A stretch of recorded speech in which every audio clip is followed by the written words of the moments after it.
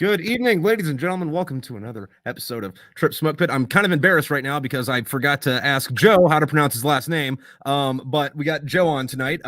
He's a comedian in the DC area, and I met him because we were both at an art event for Claymore veterans in Bridgewater, New Jersey. And Bridgewater, yeah. Joe, dude, how you doing tonight? What's up? Good, man. How you doing? Doing all right? I'm doing good, which is always fucking weird because it's like I asked you the same question fucking 5 minutes ago, but now we have to pretend like we didn't just have that convo. No, like we didn't just have the conversation. Yeah. I wanted to ask before what. Oh, by the way, it's well, how do you think my last name is pronounced? Give it a shot. Gagliardi.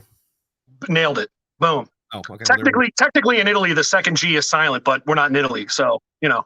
Oh, okay. So kind of like Galileo. Yeah, right. Yeah, like Galileo. What are the patches on your jacket there, man? Are those like aviation patches or marine? What is that? Both. They're all over the place. Like I got some old unit patches, some just like random shit, my course thing.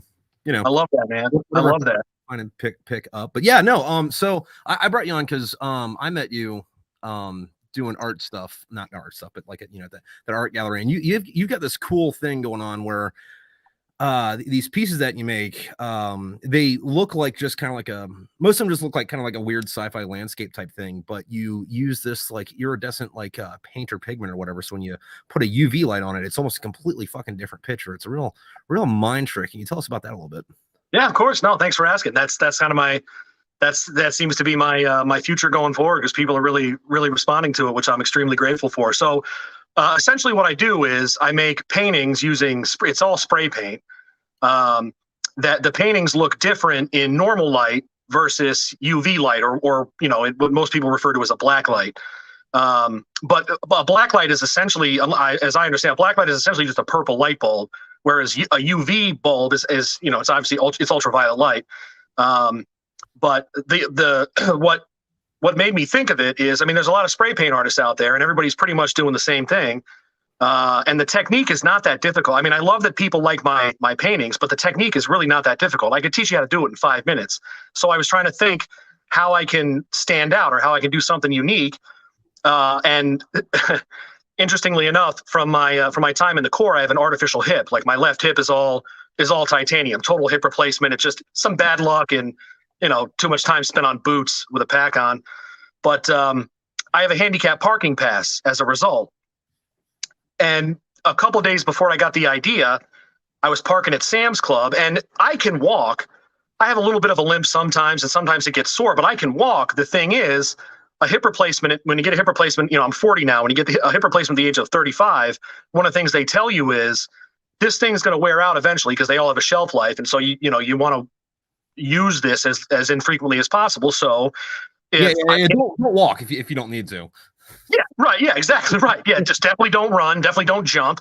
But I pull into Sam's Club every once in a while, or the grocery store, and there's no spaces within a mile, and so I don't always park in a handicapped spot if I don't have to. But in this case, I did.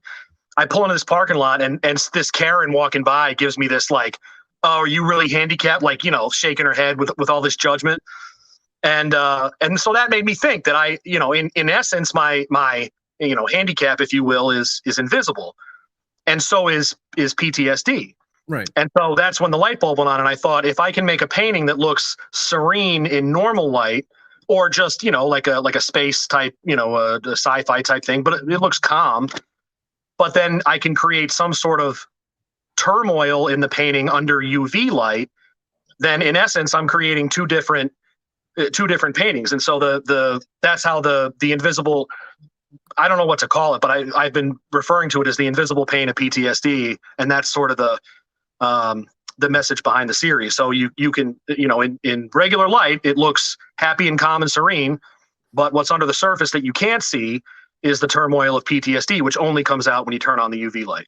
Yeah, which is a really neat concept when you think about it, because that's two layered, because like you have the, I guess, visual, that's cool part of it, which is always what drags you in. And then the secondary, I guess, meaning behind it, which I don't know. That's one of those things like I really struggled with in like art schools, because like everything had to have a fucking purpose. And it's like, no, dude, it needs to look cool first. And then if it has a purpose, that's neat.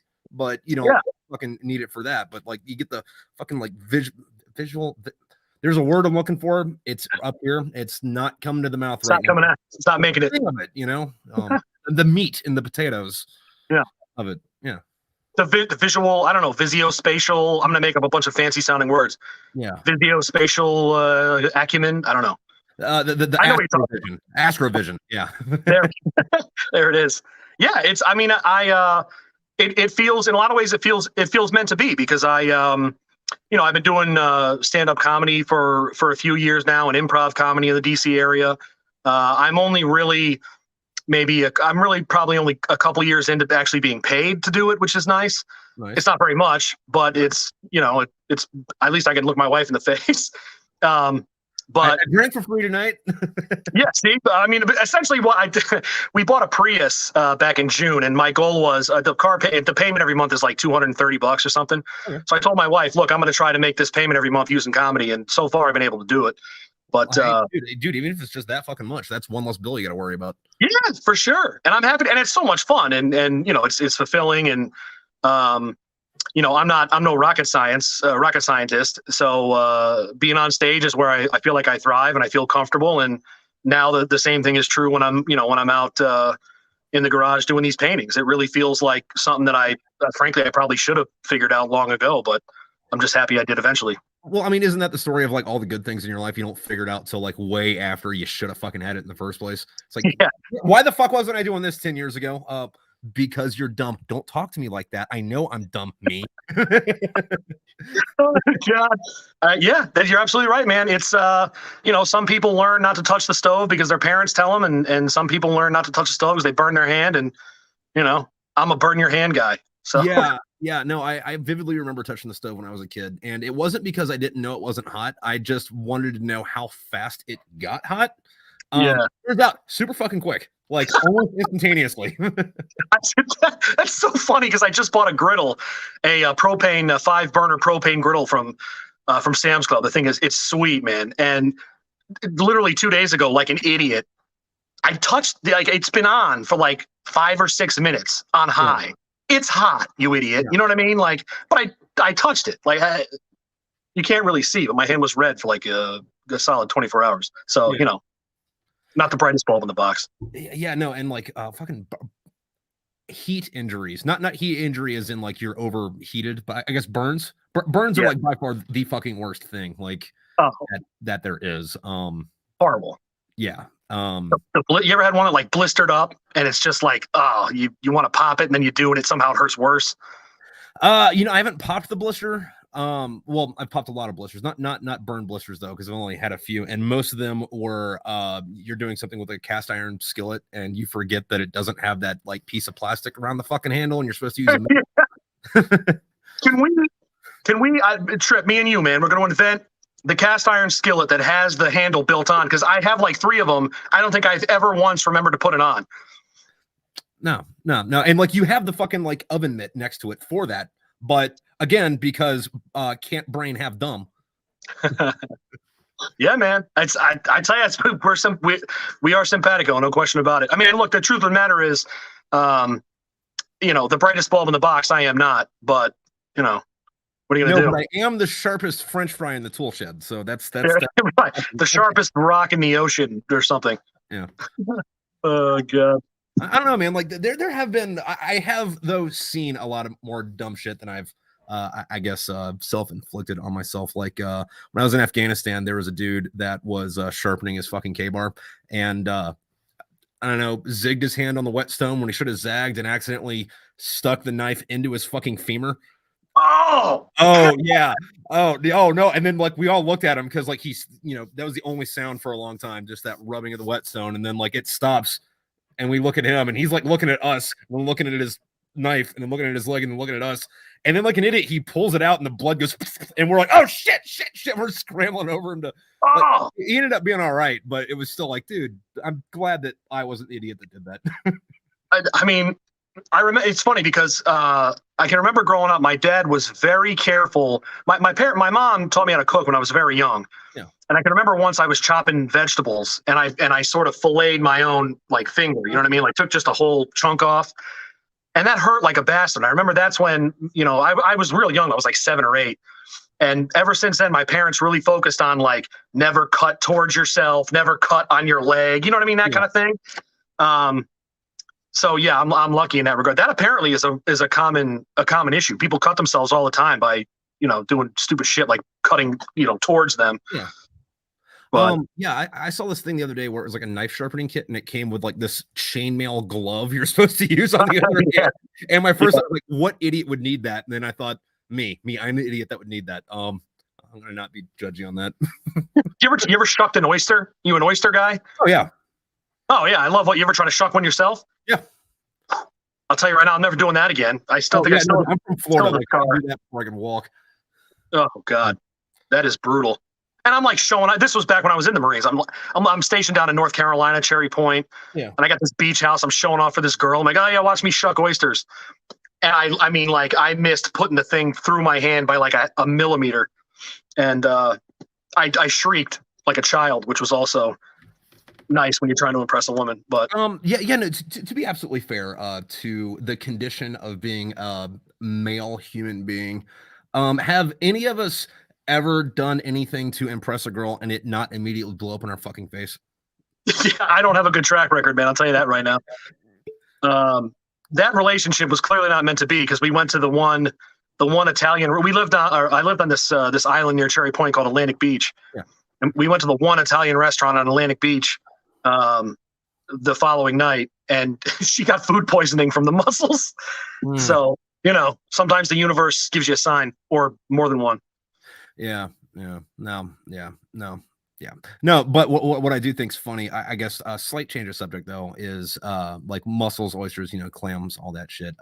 They're effectively either a testicle or an ovary and a bicep instead of a tank. Which is it's an extremely simple animal that should not be as delicious as it is, considering that it's a reproductive organ and like something you can do curls with. Yeah, I don't know what the hell they are. If I'm being, I mean, it's like isn't there like a stomach or something too? Or there's some. It's inside the nutsack. It's like a ball sack that could, with a digestive system and a. Oh God. There's not much more to it. Like that. That's why it's squishy and sometimes tastes a little bit like cum. Only if you prepare it right. Oh God. No, so being an Italian American, we're coming up on the best, what I consider to be the best meal of the year, and you can't see my gut, but I'm a guy that loves a good meal. The Feast of the Seven Fishes on Christmas Eve. You ever heard of it? No, but I'm not Catholic, so. Oh, yeah, I don't know. Is it a Catholic thing or an Italian thing? Italian. I just imagine you guys are all Catholic because, like, you're not right. You're not wrong. God, no, I'm an Italian Muslim. You're not going to find that anywhere. Yeah. So no ham. Got it. No, right. No ham or bacon. I just ate pork belly 2 seconds ago for Christmas. It's a secular holiday for us. We're in Rome. Oh my God. No, so Christmas Eve. I think it's an Italian American tradition, to be honest. We have it's called the Feast of the Seven Fishes because you're right. I guess actually in Catholicism you're not supposed to eat meat on certain holy days. Yeah. Christmas Eve being one. And fish isn't meat. No, that's what. Yeah, that's the thing. Can we talk about that for a second? Why is I don't understand that? Why is fish not? That makes no sense to me. Is it meat or not? It's flesh. It's the same thing. It's just fish flesh. Yeah, I think it might have something to do with like the categories of what's kosher and not, and that falls into the didn't walk on land, so it's not a real animal thing. I don't buy it, man. Here's what we do. Tomorrow we start the movement to make fish meat or make meat fish. I don't know. Well, I mean, I don't even think that's like necessarily just a fucking Catholic thing because there's I think what they call it pescatarian, where it's like they don't eat meat except for fish or eggs, and it's like. I'm not trying to be a dick, man, but fish have feelings too. Right? Yeah, I don't. It's like I don't understand. Like, if you're so I know I have friends that are vegans for a number of reasons, and that's cool. It doesn't necessarily bother me. The thing I don't understand is people that are vegan because they don't want to kill things. What plants are living? I mean, I don't know. I don't understand that. You gotta eat living things to. I don't know. Yeah, well, I mean, and that's like the natural, I guess, like smart ass answer to it. But like the real answer to that is like you can't do anything that's vegan because like the fucking road has like cow parts in it. Like they don't like kill the animal, take the meat, and then like get rid of the rest of it. Like the rest of it's used for shit. Like most musical instruments, I don't know, before like 20 years ago had bones in them and shit. Like for the nutter. or whatever, and that's kind of a recent move towards polymer. I think's the fucking right word I'm looking for. But like even then, like if you get like a hand one, it's still bone on it. No shit. Oh, is that right? Those little oh, I know what you're talking about. There's like little inserts. Yeah. Well, way back in the day, those were bone. And then Tommy Allen in the comments is saying it's a Abrahamic religion thing. So, Christian, Muslim, Jewish, but being Protestant, I guess we never cared about that. So, yeah, I don't know. Our Protestant, I think I went to a Protestant, what do you call it? Not mass, service or something before I went to officer candidate school. Yeah. And I'm pretty, or maybe it was Lutheran, I can't remember, but whichever one it was, they had like an actual loaf of bread, like a loaf of Italian bread. And they were ripping off chunks. And I was like, where is this? Because, in Catholicism, you get that stupid little thin. Yeah, I don't get it. I really don't get it. It's like, nah, dude, like fucking everything else is so steeped in ritual. Yeah, that one I got to be honest. I know judgment. I certainly don't, I was raised Catholic. I don't necessarily subscribe anymore. I believe in God, if I'm being honest. I think something created all this, but I think just about every religion I've ever come across, it's like, I don't think God would care who you marry necessarily, or if you ate a pig or something. Why would God make pigs so delicious? It's like, I don't really get that. But I don't know. I get two ways of looking at that. Like, there's the route where there is a God, and there's the route where there's not a God. If there is a God, he gave me dominion over the animals, and I'm spitting in God's face and not eating them. If there isn't a God, my ancestors did not climb to the top of the food chain by their fucking teeth and nails for me to eat broccoli for dinner. Yes, exactly. I could not. It's well said. I couldn't agree more. But no, I don't. The thing about again, no disrespect, no judgment to Catholicism, but I feel like we can do better than that terrible wafer. I mean, it's like eating a postage stamp. I mean, it like tastes like when you lick a postage stamp. I don't. Yeah, no, and like my wife's Catholic, so I've been around it. But yeah, it's yeah. I mean, there's good. Look, there's good. When I was in Iraq, I read the Quran. There's good messages in all of them. I mean, I think Judaism is mostly based on the Old Testament for the most part. Well, actually, I think it's the other way around. The New Testament or the Old Testament based on Judaism. Which, something like, sounds right. I don't know. But I mean, there's they got some stuff right. I mean, you don't want to be a dick to your neighbors. I agree with that. You don't want to bang your neighbor's wife. I agree with that. Yeah. Some of the other stuff though, it's like, I don't know. Yeah, I don't think you should go to hell for eating a bacon cheeseburger with a milkshake, which is strictly forbidden if you look at it. But I don't. There's some weird ones in there. Yeah. But that reminds me of this joke, right? So there's this rabbi, and he's walking down the street, and he looks in this barbecue place, and he sees one of the members of his congregation. I know that's not the right word, but I don't know what you call it in Judaism. Like one of the people from the synagogue, one of the students, whatever. And students chowing down on this like barbecue pork sandwich, right? And the rabbi's sitting there watching him. He's like, I'm gonna wait for him to get done. I'm gonna talk to him when he comes out. So this other Jewish guy comes out, and the rabbi says, "Hey, what's going on?" And he's like, "Hey, Rabbi, what's going on?" He's like, "Hey, were you in there just eating pig sandwich?" And he's like, "Yeah, I was." And he's like, "Well, how do you explain yourself?" And the Jewish guy's like, "Well, you were watching me, weren't you?" And the rabbi goes, "Yes." So he's like, "Well, I did it under rabbinical supervision, so technically it's okay." Loophole. Oh God! I thought you were gonna say something like, well, he watched them do it just like God watches you do it. Nobody got struck by lightning. I don't know. That's what did you say? Rabbinical? I think that's the right word. I don't know. I'm not. That sounds right. You're a smart guy, man. That's a big one. No, I don't think I've ever said that word out loud. Work for that. Right. Oh God. No, I got to be honest with you. Any look, I would stay out someday. I suppose if you believe in God, we'll all stand in front of him at some point, him or her, whatever God is, and have to testify to the way we lived our life. I'm gonna tell you right now, if God doesn't want me to eat bacon, I'll stand right in front of him and be like, "Well, I'm not really that sorry." Because it's the best thing, best thing on this planet. Trying to be a dick, but you shouldn't have made it out of bacon. Yeah, you could have just not made the pigs, man. If you didn't want us to eat them, like sorry, not sorry. Did you ever see a movie called My Giant? My Giant, was it a cartoon? No, it was 80s or 90s movies.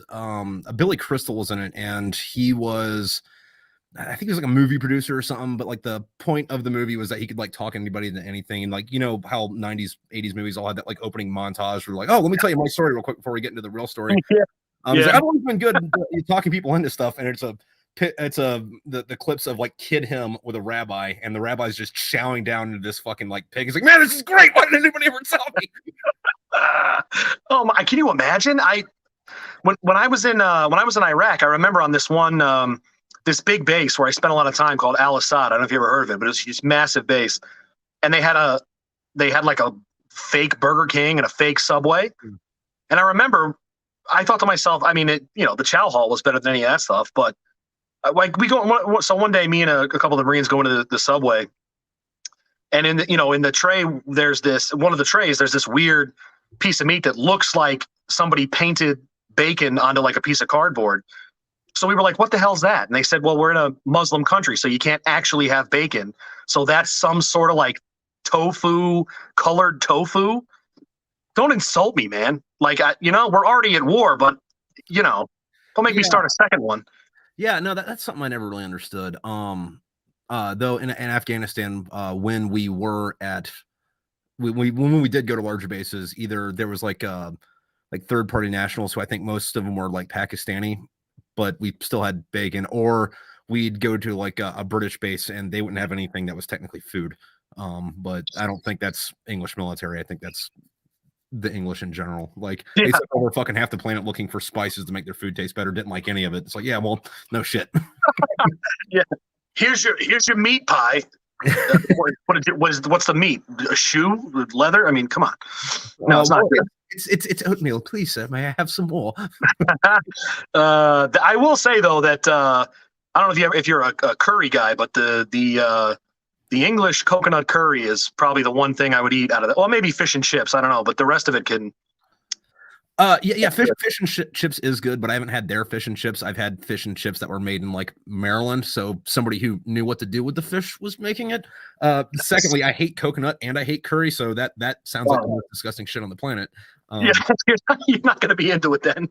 No, which is weird because like I will eat anything once just to see if I like it or not, and I like a lot of weird food. For whatever reason, couldn't get into curry, and it's not that like I do like the hotter curry a little bit better because it's so hot I can't taste it.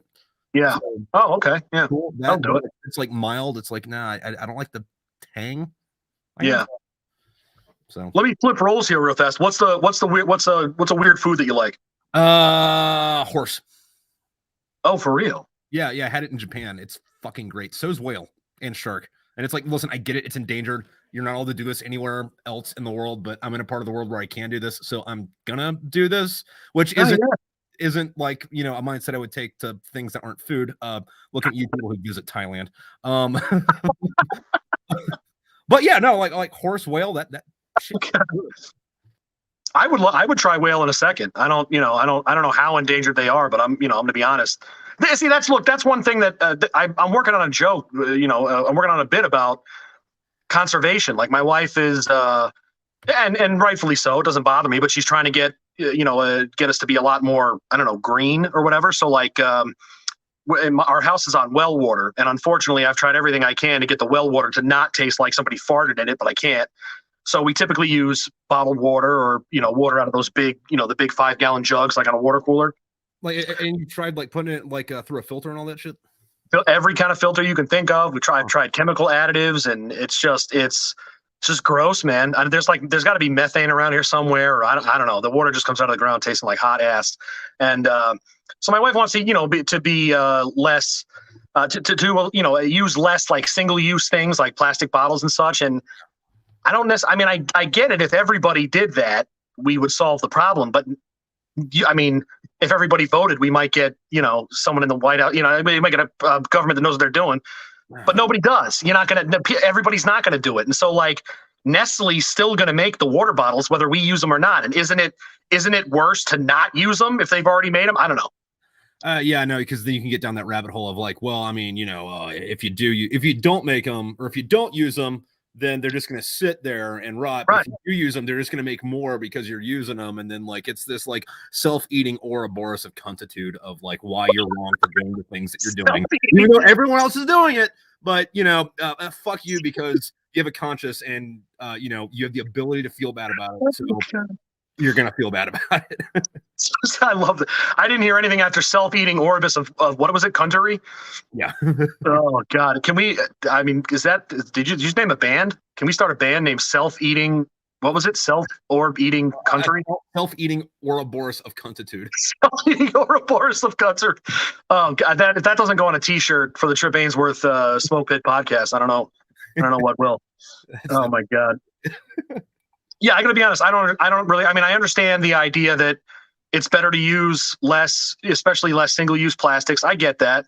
But like you said, I can't get past that vicious cycle of, yeah, but they've already made it. So what, I don't know. They're going to make more whether we buy them or not. I feel like it's not a problem, one person can solve, but. Well, yeah, no, because think about it like this, right? Like, they make this like bottle that's bad for the environment, and you don't buy it, and since you don't buy it, that company doesn't get paid, and that company doesn't get paid, kind of like Big Whoop, but that fucking Chinese fucking sweatshop laborer who put it together doesn't get to eat that day because you didn't want to buy a bottle of water, and it's like, oh great, now I'm fucking either contributing to not slavery or not letting them eat, and I don't know which one's worse, which goes back to the self-eating Ouroboros of Country.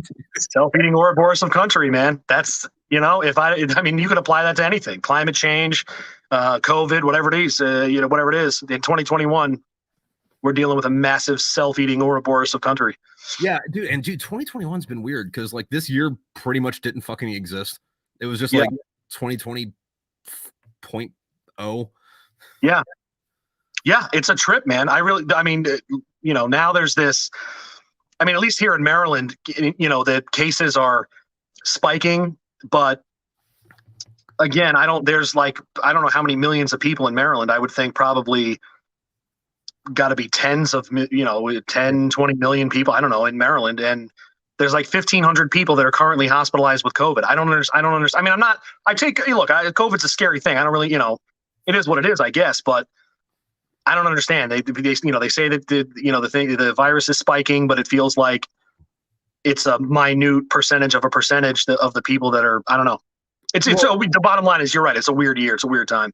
Yeah. Well, I mean, I would say with that, like, and I don't know everything, so I could be wrong about this, but my I guess train of thought on that is, if we've shown the government that, like, if there's an emergency, that we can let them have more power, and absence of an emergency, they're gonna make one. Yeah. So yeah, it's a slippery slope, man. It really is. I tell you what, I remember once, well, not once, but I remember when I was a kid in Catholic school. I don't remember if it was a teacher or somebody, but we used to talk about, like, if you could ask God like three things, what three things would you ask? And it used to be like, in my mind, it used to be like, who killed John? What the hell happened with John F. Kennedy? Like, who really killed him? I'd love to know that.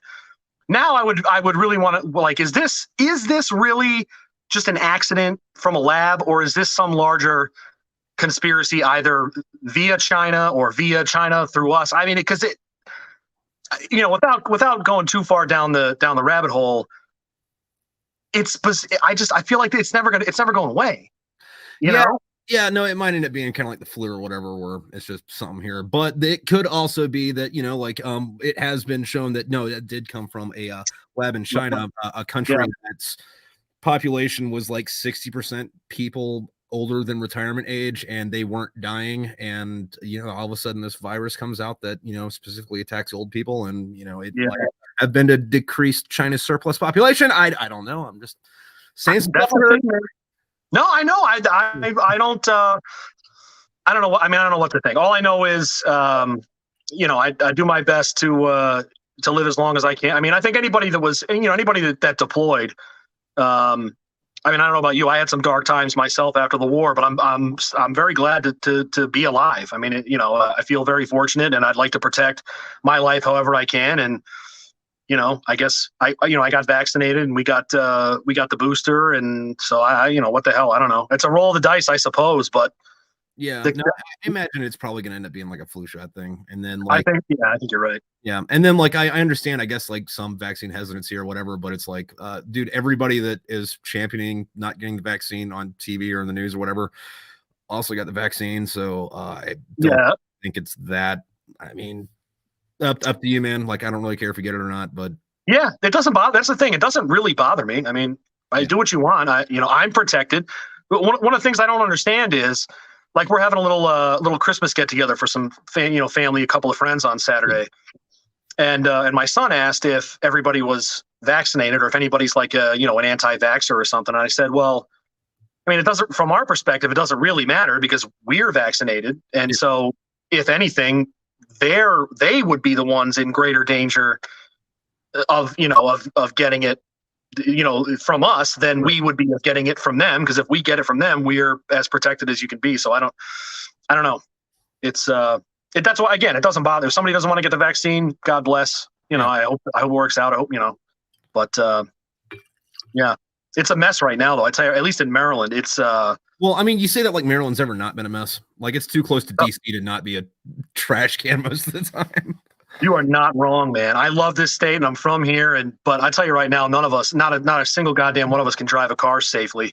It is just worst. Got to be the worst drivers in the. I think I've been to like 34 states. You haven't been to South Carolina, have you? Those people do not know how to fucking drive. I have not been to South Carolina. That's true. That's one of them I haven't been to. They're bad. If I were to put it lightly, if you were driving through South Carolina and you were an atheist, it would make you believe in God because something miraculous had to save you. Or if you were a devout, insert religion here, you'd become an atheist because no just and loving God could create drivers that fucking terrible. Speaking of the self-eating Orbis of country. Exactly. There it is. Yeah. No, that's rough, man. I've never been to South Carolina, but I would say the second worst of the states I've been to is Massachusetts, bar none. I mean, everybody. Where are you rushing to? Everybody's I don't understand what the hurry in Massachusetts. In New York City, Los Angeles, I don't know, Chicago. I get it, but like, I don't know. Yeah, Boston. I don't know. I Los Angeles traffic though, like I could appreciate. Like, granted, you're bumper to bumper, and it's frustrating, and you can't merge or anything. But you're also going 120 miles an hour, and if you slow down, you die. So at least you're gonna get there. Yeah. And also all the highways there are like 8 lanes. It's amazing. Yeah, no, it's great. Instead of being in, I don't know, 95, pick one of the fucking belts, where it's 2 lanes for some fucking reason. You're bumper to bumper. If you're going a quarter of the speed limit, you're having a good day. So, no. Yeah. Oh yeah. Yeah. No, it's like I do a lot of comedy in Northern Virginia, and even places like if you remember from Quantico, you remember Woodbridge, Woodbridge, Virginia. The Occoquan places down there. I mean, I'll have a show on a random Saturday night, and there's from Annapolis, it'll take me 2 hours, and I can't fit. And then there's no accident. It's like, what the hell is causing the? You sit in a traffic jam on 95 South for 45 minutes, and then all of a sudden you're just not in a traffic jam anymore. It's infuriating. Yeah, no, I hate to be this guy, but it's like, if there was a bunch of like mangled bodies on the side of the road, at least I'd understand why the fuck I'm not moving. Get off the fucking road. But yeah, I mean, have you ever been sitting in traffic for so long, and someone says, "God, I hope somebody better have died." Yeah, because it's ridiculous. That you see the emergency helicopter take off, and you're like, "Oh, God damn it! I'm a monster." I'm going to hell. No, I have been. Believe it or not, I have seen some shit. No, I was driving outside of Baltimore once, and I'm going whatever northbound, and in the southbound lanes coming towards me, I see this because it was like I was sort of in a valley of sorts. So I'm coming down the hill one way, and this guy on a motorcycle is coming down the hill the other way, and I see him weaving in and out of traffic, and I thought to myself, because there was a lot of it was pretty congested. I thought to myself, that guy is not long for this world. And sure enough, in the rearview mirror, I see him bite it, get hit by a car, go flying into the median, and I thought to myself, I'm pretty sure that guy is no longer with us. It was terrible. And then that's probably not the funnest subject to bring up, but we're talking about people dying in traffic. I don't know. My brain just went there. As it does. Fucking yeah, no, I remember when I was a kid, this is one of those like early memories that just sticks the fuck out. But we were at like a diner or some shit that was like, like not on the highway or not on the interstate, but like on the highway. And, yeah. You hear this like screeching fucking noise and look out, and there's this dog running in front of a semi truck, and the semi hit its fucking brakes, and pink missed this fucking dog, but the dog's head rolled down the street, but the collar was still attached, and its like tongue was still wagging. It was like that. Oh God! Let me finish this sandwich real quick. Oh God, that's nightmare fuel, man. Yeah. Good Lord, that's rough. There was actually, while we're on the subject, I was coming back from Manhattan, I don't know, many years ago, and it was a buddy of mine and I. We were up partying in Manhattan, and we decided to leave like real late, to come home, or we left Manhattan like 11 at night or something, right? So we get back inside the Maryland border sometime after, I don't know, 1:30, 2 o'clock in the morning, something like that, and all of a sudden I guess it would be Eastern Maryland, near the Delaware border. Yeah. Traffic on 95 just stops, and like people are getting out of their cars and looking around, and people are asking what the hell's going on. Long story short, what happened was a biker again was, I guess, I don't know, maybe doing something he wasn't supposed to do, got clipped by a car and got decapitated. Ooh. But his head remained in the helmet, and like bounced off a bunch of other cars and caused damage. And so it ended up being like a 7-car accident, but only because this poor son of a gun's, decapitated helmeted head damaged like 7. I mean, that's can't make that shit up. Yeah, no. So that kind of reminds. So I, before I go into this, I'm going to state that I have no intent on harming myself or anyone else. Oh boy. But if I were to, if I ever decided that I did not be in the land of the living anymore, what I would do is I'd go to, like, I don't know, Busch Gardens or Cedar Point, get one of those roller coasters that does all the loop-de-loop shit, and I'd get in the front of the front cart of the little fucking train thing, and I'd have a rope or a chain that was the length of the train, and I'd tie one end of it to the train and the other one to my feet, and then right when it got to the top of the, like, that first, like, down thing it would go, I'd jump off. So while the cart was doing its loop-de-loop thing, like, my body that was chained to it would just smack into fucking people, and they'd study me for at least 50 years. Oh my God, you'd be like a human kite. The thing goes down the hill, you jump out, you're like windsurfing for 10 seconds. Oh my God, that's the most creative way I've ever heard of. I can tell you that right now. Did you ever, when you were in the Marine Corps, did you ever do that? Like, what's the worst way you could die type stuff? What do you mean? Like, I remember once, of course, I'm hanging out with the Lance Corporal Army Underground, and they were talking about. I overheard this conversation, and one of the Lance Corporals said something about sliding down a razor blade slide into a pool of alcohol, and I was like, "What in God's name are you talking about?" And they're like, "Oh, yeah, we're talking about the worst way you could." You could die. Watch Saw. Yeah, it was basically watch Saw. Yeah, and I was like, "This what?" And so, of course, I joined in. Obviously, yeah. Well, I mean, you don't not. What am I going to be rude? I don't think so. Good times. Yeah, no, I'm sure I've had that conversation at some point or another. Which at that point it's all fantasy stuff because something fucked up would have to happen for that to come into place in the first place. I guess I don't know. But like on my first deployment, I saw a dude completely get engulfed on fire, and it was like, nope, that's it. This conversation always ends with that. There's nothing worse imaginable than just being on fire. Yeah. Oh God, I can't even imagine. Now, granted, I would probably prefer that to like the razor blade thing, just because like you'd be alive longer, and from what I understand, if you're completely on fire, you only feel it for 10 seconds. But I've heard that too. I remember when whoever it was, ISIS or whatever, there was a guy that they burned. He basically burned alive and put it on the internet. And of course, like an idiot, I watched it. Oh yeah, well, I mean, you don't not watch it. I mean, no, like, that's why we don't Olympic those. Right, it's like the conservation thing. What am I going to not? They made the plastic bottles. Am I going to not use them?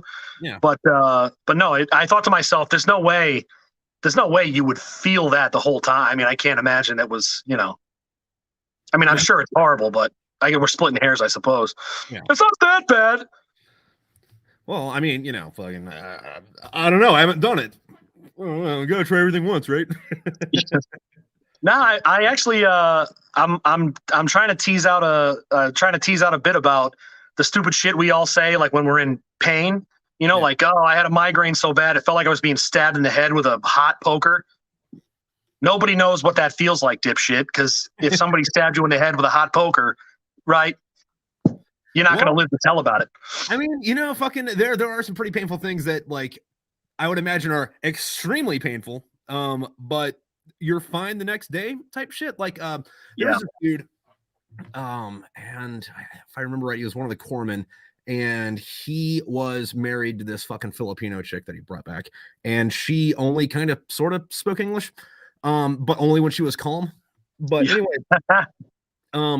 they're getting ready to do their marital things in bed one night, and come to find out later, she didn't grab the lube, she grabbed the hand sanitizer and rubbed it on herself.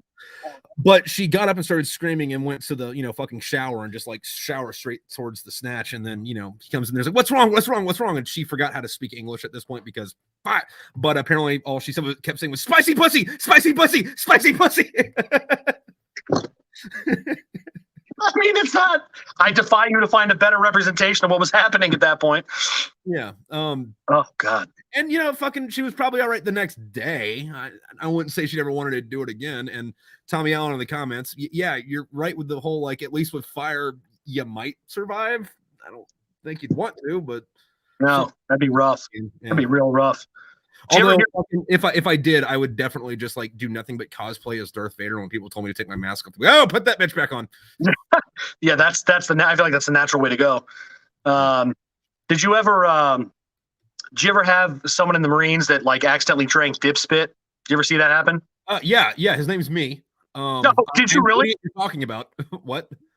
Holy shit! I mean, because I feel like 98% of the Marine Corps dipped or used to.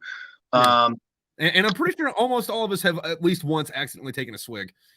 I came very close. I never did, thank God, but I came very close at least a baker's dozen times. Yeah. But I'll never forget. Like you only have like one flavor of Gatorade and all the bottles look the same. That's true. Yeah, that's true. I mean, the thing is, sometimes some of these animals wouldn't even spit into a bottle. Like I always spit into a bottle that would close. I don't know, because I didn't want to spill it, mostly because dip spit is vile. But then some of these animals would just spit into a cup. And so, like, they would put the cup by their bed. So it doesn't, like, spread out. It's like, oh, no, I'm good, man. Gross. Oh, yeah, the paper. Yeah, it's a grotesque habit, man. But yeah, no, I was driving down to Quantico once, and it was late at night. I was trying to make, the whatever the hell it was called, the when you had to be back from Liberty by a certain time. Oh yeah. And I'm opening as I'm driving. I'm like, I got the steering wheel on my knee, and I'm opening up a can of delicious mint skull long cut, and the thing just explodes, and the entire can goes all over my brand new 1996 Honda Civic. This was in 2004. Yeah. And the funny thing was, I drove that car into the ground, and then eventually I donated it to charity. And so this was like, I don't know, 10 years later, 2014, 2015, I'm finally donating this car to charity. And I thought, I'm going to be cleaning it out for him because I hadn't cleaned it in probably 5 years. Yeah. I found piles of that dip under the seat, like, grotesque. It didn't taste very good either when I put, no, I'm just kidding. Well, I don't know. You can get down the fucking hill on that. I put this in one of my books. This is one of my corpsman buddies' stories, but they were out in Iraq. They got to Haditha a week after the massacre, so they had a good time. But they like for whatever reason they weren't getting supplies or anything. So there was these 4 dudes that were sharing this same can of dip, and then like when they're done with it, they just put it back in the fucking can and recycle it or whatever. But one of the guys fucking gets killed, and my doc buddy's like, let me scoop that out, put that back in the can real quick. Oh, God. Oh, does that work? Can you reuse it? In a pinch. Oh, pun intended. Hello. Oh, God. Do you still dip now or no? No. I never really got into dipping. I couldn't get the flakes, whatever the fuck you call it, in the same spot. I have no idea. Yeah. I know they spread all over. Yeah. For about a year, and it was kind of bad because I got to the point where like if I had more than like 6 beers, I would just gut the fucking shit. Oh yeah, gutting. Yeah. No, I remember my first platoon. The staff NCO IC was a master sergeant, and this guy had been in the Corps, I think 24 years by that point. Yeah. And here I am, 22-year-old dipshit Lieutenant Gagliardi, and I'll never forget. We walked, and I was the kind of, I remember when I was in college, there was this guy in the Marine staff sergeant in the ROTC battalion that was like, listen, never ever ever be one of those officers or staff NCO types that comes in and tries to make it your way or the highway, or try to change a bunch of shit. Walk in with, be humble and talk to the, who someone's been running the platoon before you got there. Talk to them and humble yourself. And so I walked in and I was like, hey, Master Sergeant, I'm Lieutenant Gagliardi. I'm the new OIC. And it's nice to meet you. Listen, this, as far as I'm concerned, this is your platoon. I'll take care of the politics and all the whatever. And he goes, I appreciate that. You see this can of Copenhagen? And I was like, yeah. And he goes, I've been dipping this for longer than you've been alive. I thought to myself, that's, you're not wrong. But then, of course, what did I do? Dipshit that I was. I said, oh yeah, Copenhagen Black. Huh? I love that stuff. Let me get some. Classic error. How'd that go? Why don't you tell me how that went, Lieutenant? I mean, I'll put it like this. I was cleaning barf off my boots for probably the next 90 minutes, because that was, I don't know what, it was something about it soaked in bourbon or something. I mean, somehow they managed to make dip worse. Yeah, no, we were doing a training exercise with the Japanese in SoCal or something, and they're still in their culture where, well, especially I guess in their military culture, it's like, I'm not going to be shown up by some fucking foreigner, even if I'm in your country. So the Japanese are all, trying to be, bigger, better, badasses than us. This was when I think Private First Class Ainsworth was fucking running around. But my fucking sergeant was getting real chummy with these, Japanese, NCOs, and he goes and puts a dip in, and they're like, "Oh wow, we can do that. We can do dip." And he's like, "Okay, all right, cool." They have obviously never even seen this shit before. So one of them half the fucking can because he doesn't know how to do it, just throws it in his fucking mouth, and this Japanese dude's like, "Oh yeah, very good, very good, very good." Turned greener than the fucking ocean we were on. Oh, it's foul, man. I mean, you get a buzz from it, sure, no question about it. But I don't. How you could ever learn to like the taste of that shit? I have no idea. I mean, I don't miss it at all. Yeah. But no, yeah. So how long were you in the Marine Corps then? So I was active duty for 5.5 years, and then I did. So the way it worked was, I got into coming out of high school. I got into the University of Notre Dame, which was nice. Which was my goal. Yeah, it's a great school. Unfortunately, at the time, it was, if not the most expensive, but one of the top 3 most expensive schools in the country. So I had to figure something out to pay for it. The thing is, my dad's a Navy Vietnam vet, in the Brown Water Navy, and he he raised me in such a way that, like, if you can serve, you should. Yeah. And so I figured I was going to be in the military at some point. I hadn't really considered how. I briefly considered enlisting out of high school, but it wasn't, once I got into Notre Dame, I was like, well, I can't, I'd be an idiot to turn that down. Right. So then I thought to myself, I'll be a Navy pilot. Cause I like planes. I'm a reasonably intelligent dude. Top so gun right, yeah. Watched Robotech a bunch. Dude, Robotech's the shit. We'll get to that in a second. I love Robotech. It's one of my all-time favorite series. So I get to Notre Dame. I'm enrolled in the Navy ROTC battalion, and I realized after about 10 minutes, like, I don't fit in here, man. Like, I don't. It just wasn't for me. And so there were these guys. There's a handful of dudes dressed in green that were always like fighting each other, and I was like, cool, I want to be a part of that. And so I switched over to being a Marine option, but I still needed to get school paid for. So eventually I got a full scholarship. I forget why I brought this up now, how I ended up in the Marines or paying for college. No, I asked you how long you were in the Marine Corps for. And oh yeah, that's right. So okay. Yeah, that's why. So the scholarship that I signed basically said you got to serve for 10 years, whether that's active duty or some combination of active duty and reserve time. Yeah. And I thought to myself, I'm pretty sure I'm going to make this a career. So that's fine. I'll serve for 10 years and then I'll be halfway to retirement and I'll keep serving. And then my senior year, 2 wars broke out. And I thought to myself, well, that maybe changes the equation a little bit. I don't know. We'll find out. So 2 deployments to Iraq later, I came home, 10 fingers, 10 toes. And I thought, I was going to be promoted to captain and I would deploy again almost immediately. And so I thought, why tempt fate? I'll EAS from I forget what that stands for, end of active service. So I left active duty at the 5.5 year mark and went to the reserves.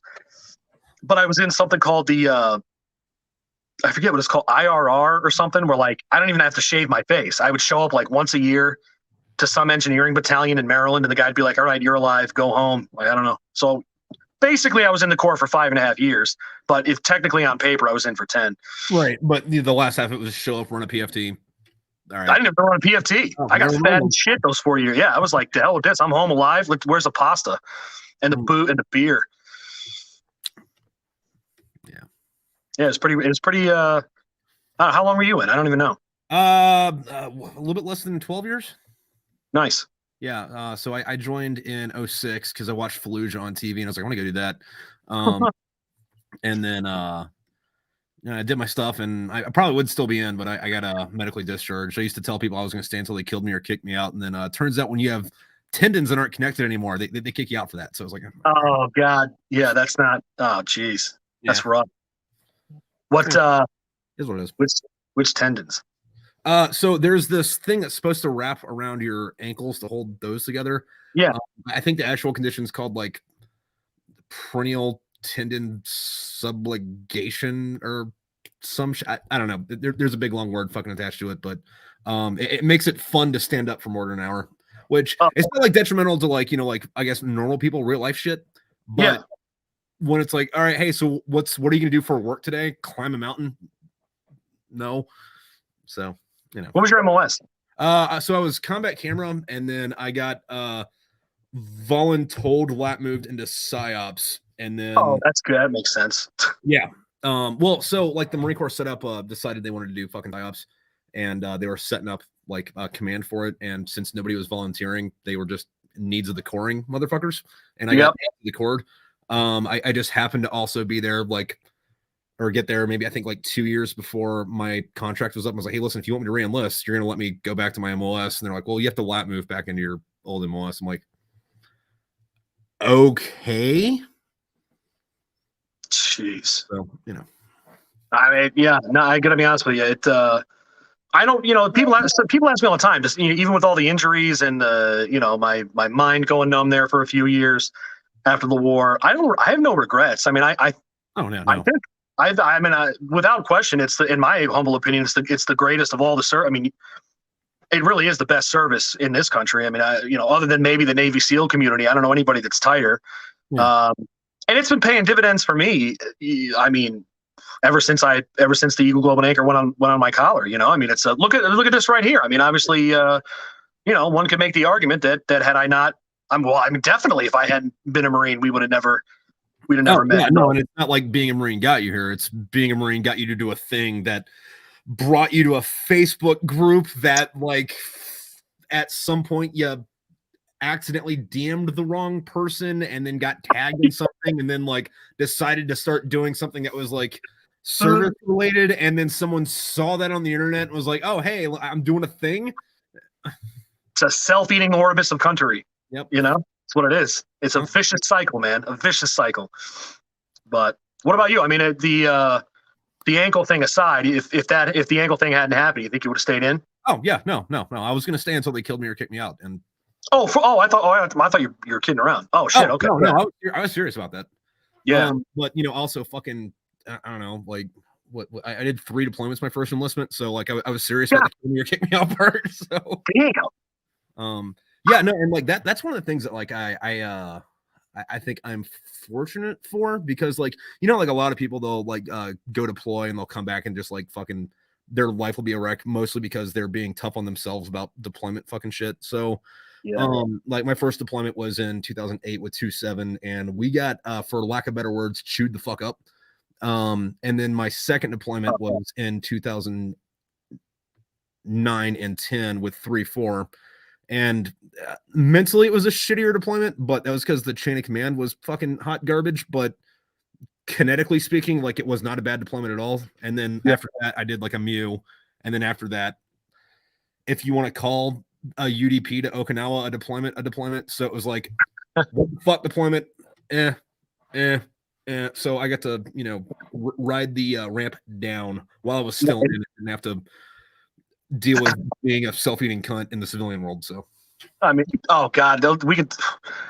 I don't know about you, but I came home for my second deployment, 2008. I actually turned 24 and 26 in Iraq. If you can imagine, that sucked. But here I am. Did you really? Yeah. Oh, that's even worse somehow. Oh God. Yeah. And both those Christmases. Oh, the Christmas. Yeah, I had one Christmas over there, and a Christmas and a New Year's, and do you wherever you were on New Year's, did they shoot off a bunch of like Red Star clusters and?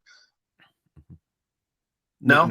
No. No. We were in Iraq, and people were shooting off all kinds of pyro. It was wild.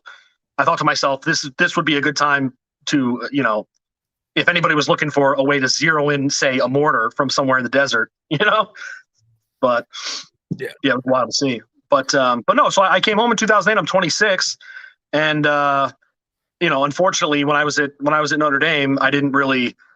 Well, I majored in film, television, and theater. Okay. Not so much because I thought I had a future in it, but because I thought I was going to be a Marine for 20 years. And when I was sitting with my counselor trying to figure out my major, I'm not smart enough to be an engineer or a scientist, and I don't particularly care for history, and I'm not a book reader, so I'm not a literature guy. So I literally said, the counselor was like, "So what do you want to do?" I said, "Well, I'm going to be a Marine. So what major has a lot of girls in it?"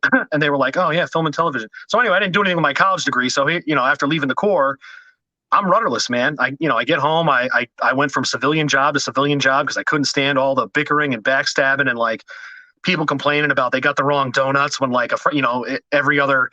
It felt like I don't know, every 6 months someone another friend was killed in the war. You know what I mean? So I flamed out of the civilian normal job world spectacularly. I don't know about you, but yeah, no, so I went to art school because it's easy and I know how to do it. And it's been good enough to where I've been able to sell enough art to where I don't need a job. I'm not doing too much better than paying the bills, but I'm paying the bills. So, but it's also super up and down. And like, I'm actually looking for a job right now just because I'm tired of, making $4,000 a month and then not making a dime for 2 months. And it's like, yeah, it holds you over, but it's like, nah, dude, I don't like the wave. It's scary, man. It really is. I mean, if you're not actively producing and selling art, you're not making money. If you're not, in my case, if the gigs dry up for a while, it's not stress-free by any means, but I've seen your work. I mean, you have phenomenal talent. So you can always, it's good to know you can always fall back on that. Right. And I figure, like worst case scenario, fucking you'll get some fucking jack off 9-to-5 job and then, still like paint or whatever on the weekends, Yeah, that's beautiful. I'm thinking about doing the same. I mean, we we're able to, my wife's a project manager for the county that we live in. And so, thank God she makes enough money for us to live on. I mean, the margins are razor thin and, right. We're not, we don't have a ton of spending money, but, we're happy. We got everything we need. I can't complain. But recently I thought to myself, it would be nice to have some consistent extra money coming in. And man, I'll tell you what, every business on planet Earth right now is hiring, and there's I don't know where you live, but there's incentives out here. Where are you? North Carolina? I'm smack dab in the middle of buttfuck nowhere, Pennsylvania. Oh, that's right, Pennsylvania. Buttfuck nowhere. Nice. Yeah. No, and yeah, no, like I get that, like everybody's like hiring, quote unquote, but like it's a giant fucking pain in the dick, like finding something right, because it's like, all right, so I can't get these jobs because I don't have a doctorate, and then I don't want to work at McDonald's or Wendy's, so let's get rid of that. Let's see what's left. I could be a truck driver, I guess, but we'll see what ends up coming up. I wonder. I think about that sometimes too, like one of those big rigs, man, like a sleeper, with like a dope apartment in the back. Yeah, I feel like I could do. I mean, I don't know. Yeah, but then you have to like get a dog and like make it wear sunglasses and a hat and a bandana and like have it teach it to drive so you can nap while you're cruising down the road. I love that little corgi in a hat with fucking sunglasses on. Right. God, I'd pay to watch that movie. Well, shit. I mean, actually, I think you'd have to get two because I don't think he's tall enough to use the wheel and the pedals at the same time. Yeah, that would be problematic. Well, maybe you get down and operate the pedals, and you just hope for the best. Hope old boy can steer. Oh God, I don't know, man. I mean, what have you any viable options or no? Yeah, no, there's a few. Mostly fucking like clerical fucking shit, and yeah, it's not really anything I want to do, but at the same time, it's like I can do that, so might as well fucking apply for the shit. And I'm really only looking for like I said, jack off shit to do in the day, so I can do what I want at night, and not have to worry about selling shit. Just kind of paint. Yeah, it takes the pressure off for sure, no question about it. Yeah, I'm seeing the same stuff. Yeah. Yeah, because like you get down this thing where it's like, all right, this I guess like genre of whatever I'm painting is selling really well. But after you make like 3 of them, it's like, I don't want to paint this anymore. This is also the only thing that's selling right now. So I got to paint shit I don't like to get money to paint shit I do like. So why not go to a job that I might like? I don't fucking know. But worst case scenario, I don't like it. Yeah. Which would be the same as me painting shit I don't want to paint. Yeah. That's sound logic, man. I can't argue with anything. Like the other one might. So. No, I wonder something. I mean, shout out to a veteran buddy of mine, DP Pineda, and an organization called the Veterans Network. This guy's he has a podcast himself. He's doing great work in the NFT space now, and he's working with a guy named Gary Vaynerchuk. I don't know if you ever heard of him. He's a sort of a motivational speaker type, has like millions and millions of followers. He's sort of this Vaynerchuk guy has really kind of championed the idea of taking a handful of veteran artists and turning some of our work into. I don't fully understand what an NFT is, but people are dumping money to get these things. So the reason I bring that up is because these NFTs are essentially like digital art that sells for like just absurd amount of money, and there's some algorithm with the blockchain so that you can prove ownership or something like that. It's very confusing, but one of the things that you do with NFTs is you make sort of the same style or even the same picture, but with slightly different colors or slightly different attributes. So to your point about painting what you don't like, I found a style of painting that I like, which you saw, which generally involves like a moon or a planet and some mountains and a lake or whatever. Now I'm just sort of painting that over and over again, but with different colors, and it hasn't bored me yet. So I'm hanging in there. Yeah, we'll see. Yeah. No, especially as a commission artist, there's a lot of painting people's dogs. It's like commission, right? Is that so? It was people want you to paint their dog. Fuck that. Yeah, but they'll give you $300 to do it, so it's like, all right, yeah. I know, but so let me ask you this, because I've only had a couple of commissions so far, and people were like, oh yeah, just do what you want, and thank God they liked it. But you ever had a commission and you painted it and somebody was like, oh, I don't like that? Yeah. What happens then?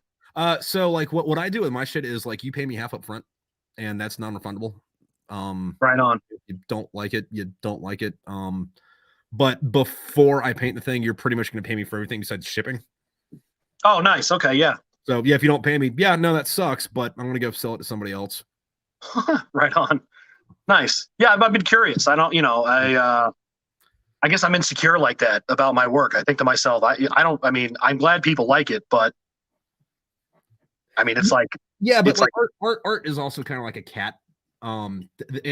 There's no fucking purpose to it. Like it has no function in the world, but I mean, we like it anyway.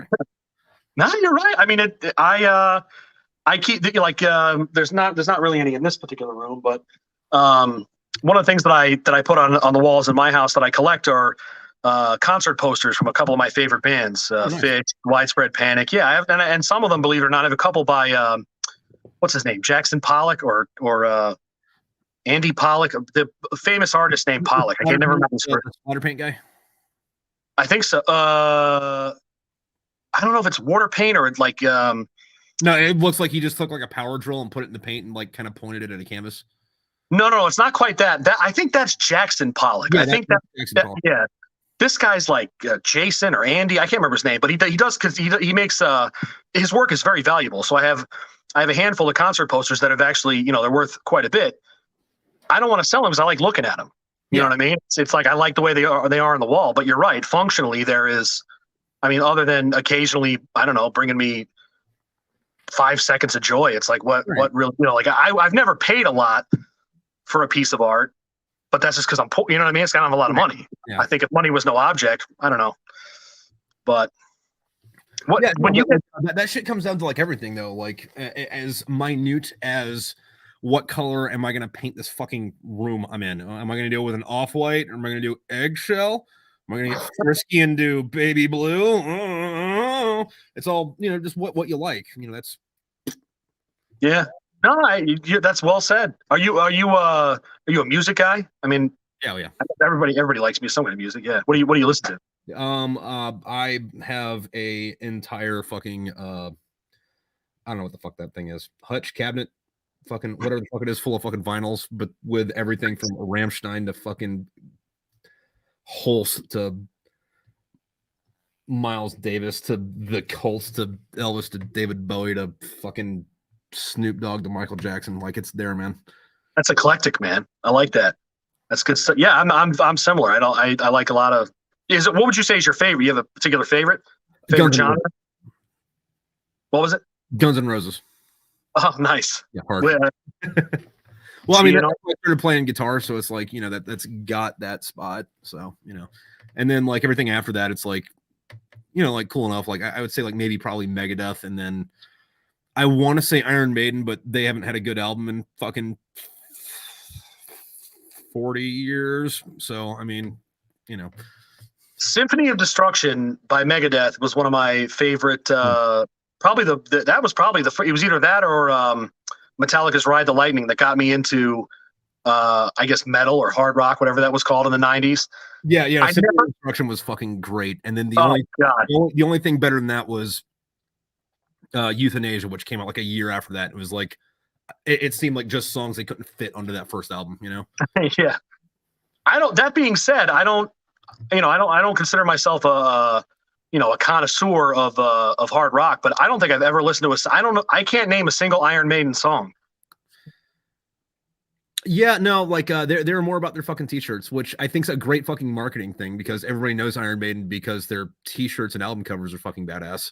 And that's good. A lot of that's like you see somebody wearing a Maiden shirt and you're like, I wonder what that fucking sounds like. Let me go fucking listen to that real quick. Fucking A.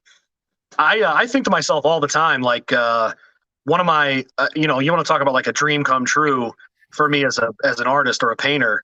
One of the things that I love about bands like Fish and Widespread Pain, I don't know if every band does this, but I know Fish in particular, Fish with a PH, of course, if you don't know, the famous jam band. I love them to death. They make a unique poster for almost every show run that they do, and they generally will use if not a local artist, but sometimes it's a famous artist, but they're almost always cool. My ultimate, like, if it's not so much that I'd want to sell a painting for $1 million. If Fish ever saw my work and was like, dude, we want you to make an album cover or a concert poster, I think I'd probably shit and have a heart attack at the same time and ultimately end up dead. But that would be the ultimate. Cover art used to be a thing. It's not really are CDs even a thing anymore? I don't even.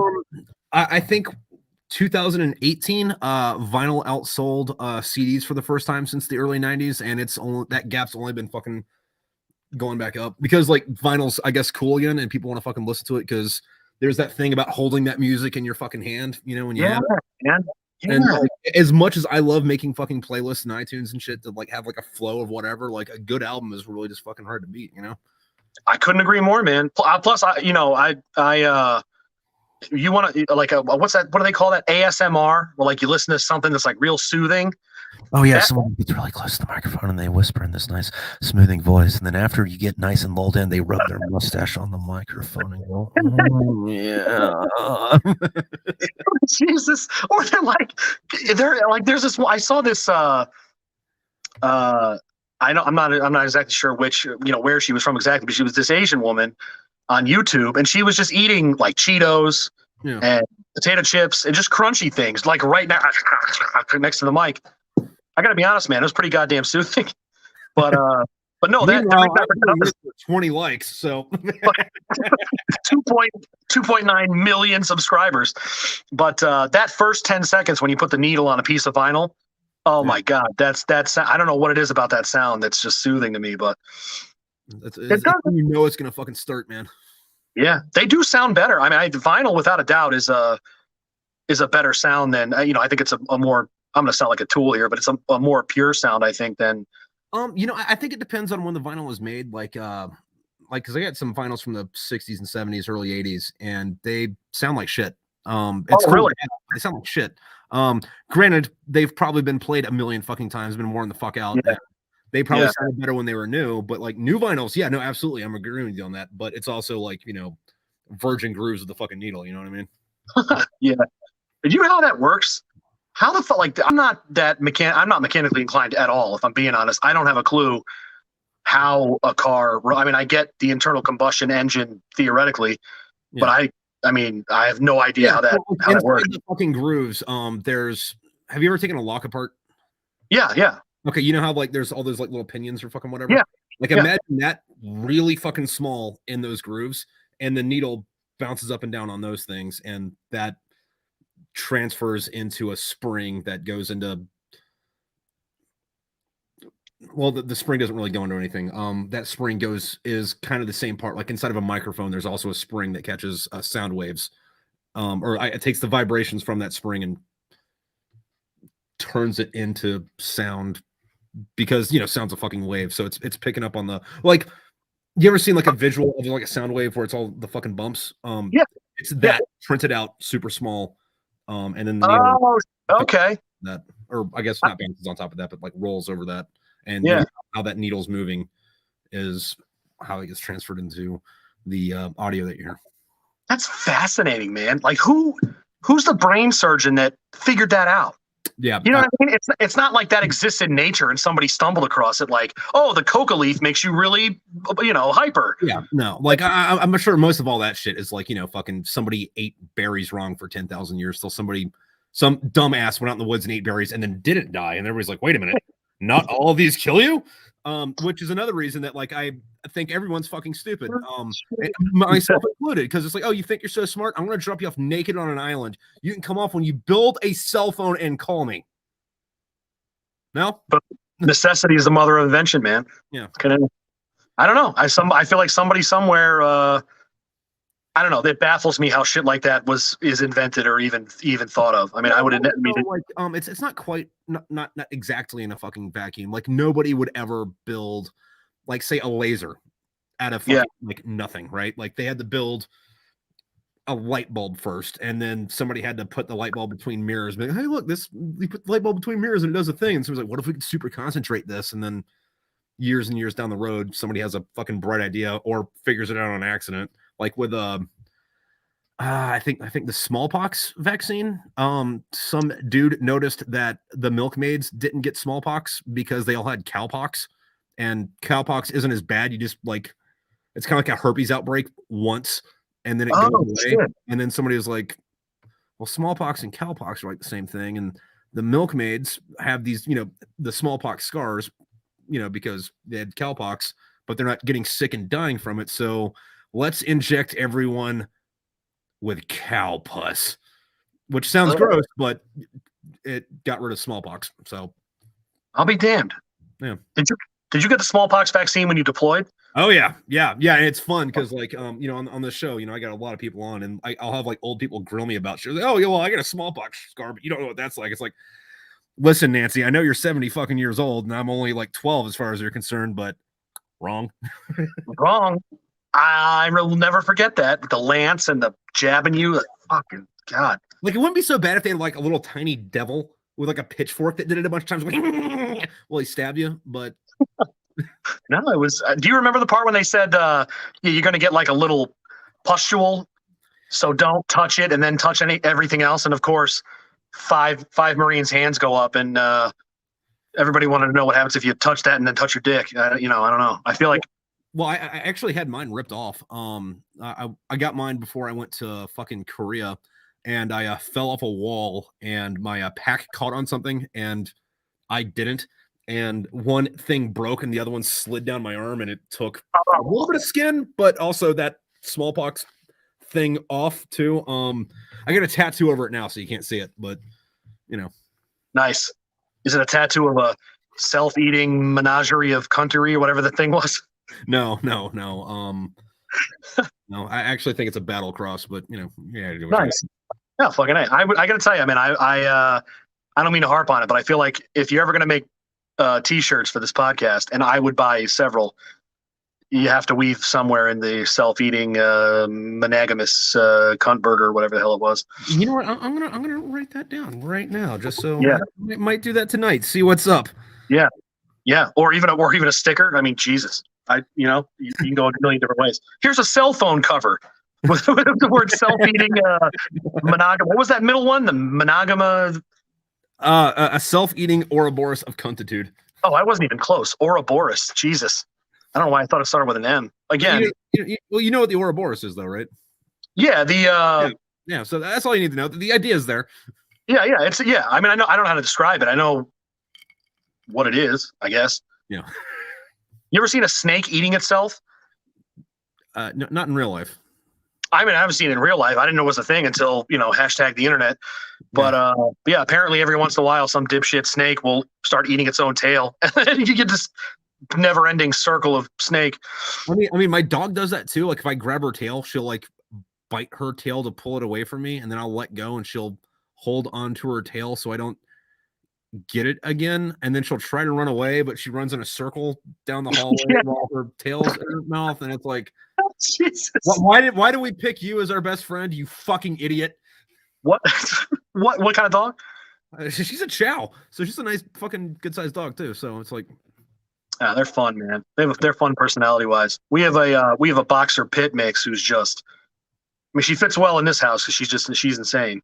Yeah. But good guard dog, but not the sharpest marble in the fuel tank. Yeah. Yeah, most of the time when people come over, I have to lock her upstairs because she's my dog. She tolerates my wife. But if anybody else is here, she's like, all right, so you need to be barked at and bit. And it's like, all right, well, I appreciate that you care about me. You're insane. Daddy wants to have friends. Well, it's kind of weird because like you don't want like your girlfriend to do that, but your dog does it and you tolerate it for some fucking reason. That's a good point. I never thought about it like that.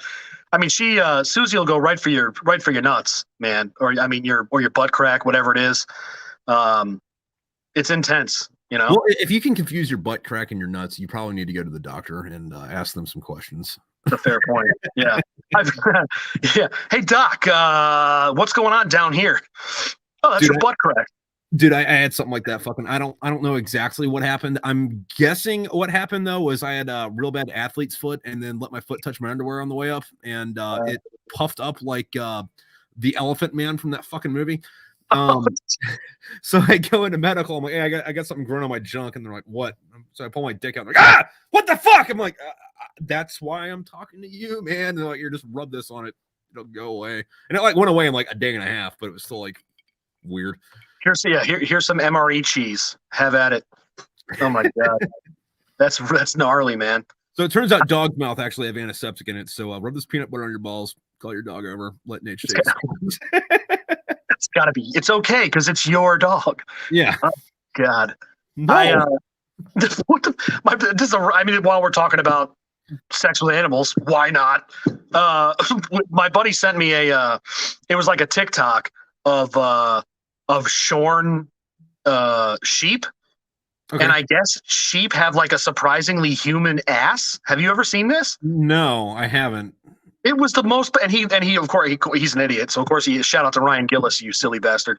He says, oh yeah, no wonder farmers have been fucking them for all these years. And it was a video of this guy like jiggling these sheep ass cheeks. I thought to myself, that's problematic, man. Not for me, but for some people, I'm sure. Yeah, no, and like that's one of those things though too, is like everybody's like, yeah, that's actually just a negative stereotype that people in third world countries fuck goats. Like, motherfucker, I have seen that with my eyes more than once. Don't tell me that's a fucking unfounded stereotype, bitch. Yeah, I haven't seen. Do you actually? Oh god, I haven't seen. If I saw it, I don't know whether I would applaud the guy or be like, oh, well, that's weird. But It was very. So can I shoot him for this? And like, no, just keep going. I'm like, oh, that's wild, man. I want to. It was like, it was like you can, but you're going to Leavenworth. It's like, oh man, you're like, but the goat didn't consent. The goat didn't consent. Well, no, I was worried more about that, like they'd breed, and then there'd be these half man, half goat centaurs running around, and then like that'd be its own fucking problem. This is the most marine discussion I think I've ever been a part. Let me ask you this though, while we're down the rabbit hole. Okay.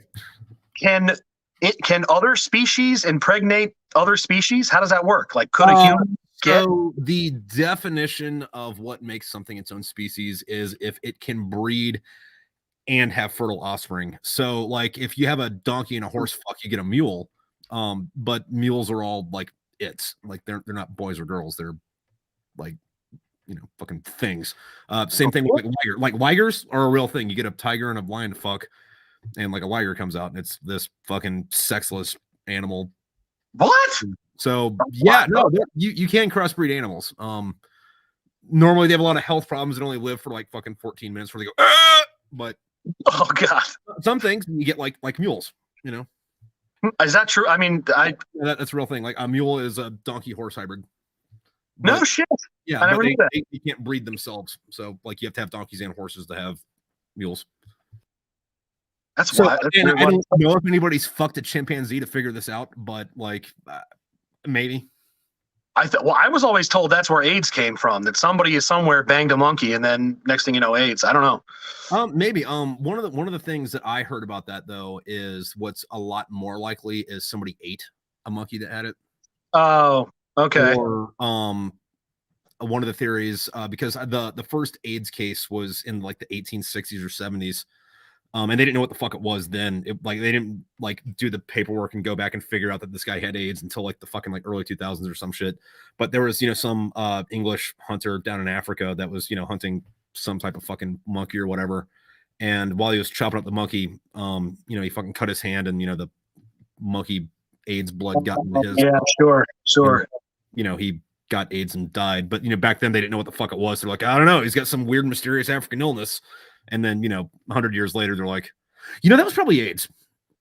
Like, all the symptoms he had, and where he was and what he was doing. And then also the guy that fucked the monkey was around there. So, Jesus. Yeah. I don't know, man. And I guess the good news is that doesn't seem to be a thing anymore. I mean, it sounds like it's effectively cured for the most part. Yeah. And from what I understand, most people that like get it nowadays, like you still have it forever, but like the medication they can put you on makes it to where like, you're fine. Just wear a rubber. It's just yeah. Actually, it's funny. I had been working at a public access TV station a few years ago, and if you ever worked at or been to a public access TV station, you get some weird shows. And there was a show by a delightful Ethiopian immigrant who was also a nurse. And in Ethiopia, AIDS and HIV are a massive problem, and so she had a show that was all about preventing AIDS and HIV. And one of the things that she would talk about is that now there are drugs that can make it so that the HIV virus can be suppressed to the point that it can't be detected in your blood. And when it is undetectable, you actually can't transmit it. You still have it, like you said, but you can't transmit it sexually. So I don't know. Yeah. I mean, that's not something I'd want to roll the dice on, but like, cool. Yeah, true. Yeah. No, I'm not. Oh, I promise it'll be okay. You put the Trojan away. You'll be fine. No, not good. By the way, yeah. Just you said you didn't read a lot, so I want to get one thing out before I go any further in this. Are you familiar with the story of the Trojan horse? Yeah. Oh yeah. Yeah. Okay. Why the fuck would you name a condom after that? Thank you. I don't like terrible. Like, hey, we're gonna hide a bunch of our little seaman soldier guys inside this like big stallion, and then it's gonna come through and then just like spill all over the place. Like, nah, dude. Like, Trojans aren't the best at keeping out the soldiers that are trying to sneak in. Like, no. That's a terrible fucking marketing ploy. You gotta wonder how that. Like there's fertility medicine named that. That's what it should be. The exact fucking opposite. Yeah, there you go. The exact fucking opposite. It should have been, I don't know, the Great Wall of China or something is what they should have called it. I don't know. I can't think of a better. I mean, Trojan, I agree, is terrible. You got to wonder how that happens. Like back in whenever it was founded, guys were sitting at a table like, "Yeah, what should we call this condom company?" Let's call it Leonidas and his 300 Spartans. That sounds like a good idea. Didn't they all die? That's not what we're talking about right now. It's not good. We don't want that. That's not good. It sends the wrong message. Damn it. Yeah. Although what I will say though is like one of my favorite parts from any movie ever, and this is just the hoorah fucking Marine Corps part of me is you ever seen the movie The Last Samurai? Oh yeah, I love that movie. Yeah, Tom Cruise. Yeah, when Tom Cruise is explaining to like Ken Montabi, I don't know what their names were in the fucking thing, but they were trying to say that they can stand up to this, and he starts telling them the Battle of Thermopylae. There's like 300 men stood up to a million soldiers. This number's like, oh yes, this is a good story, And then like at the final battle scene, they're like, the men at Thermopylae, what happened to him? And Tom Cruise is like, dead to the last man, and the samurai's like, this is a good story. And it's like, oh yeah, dude, fucking.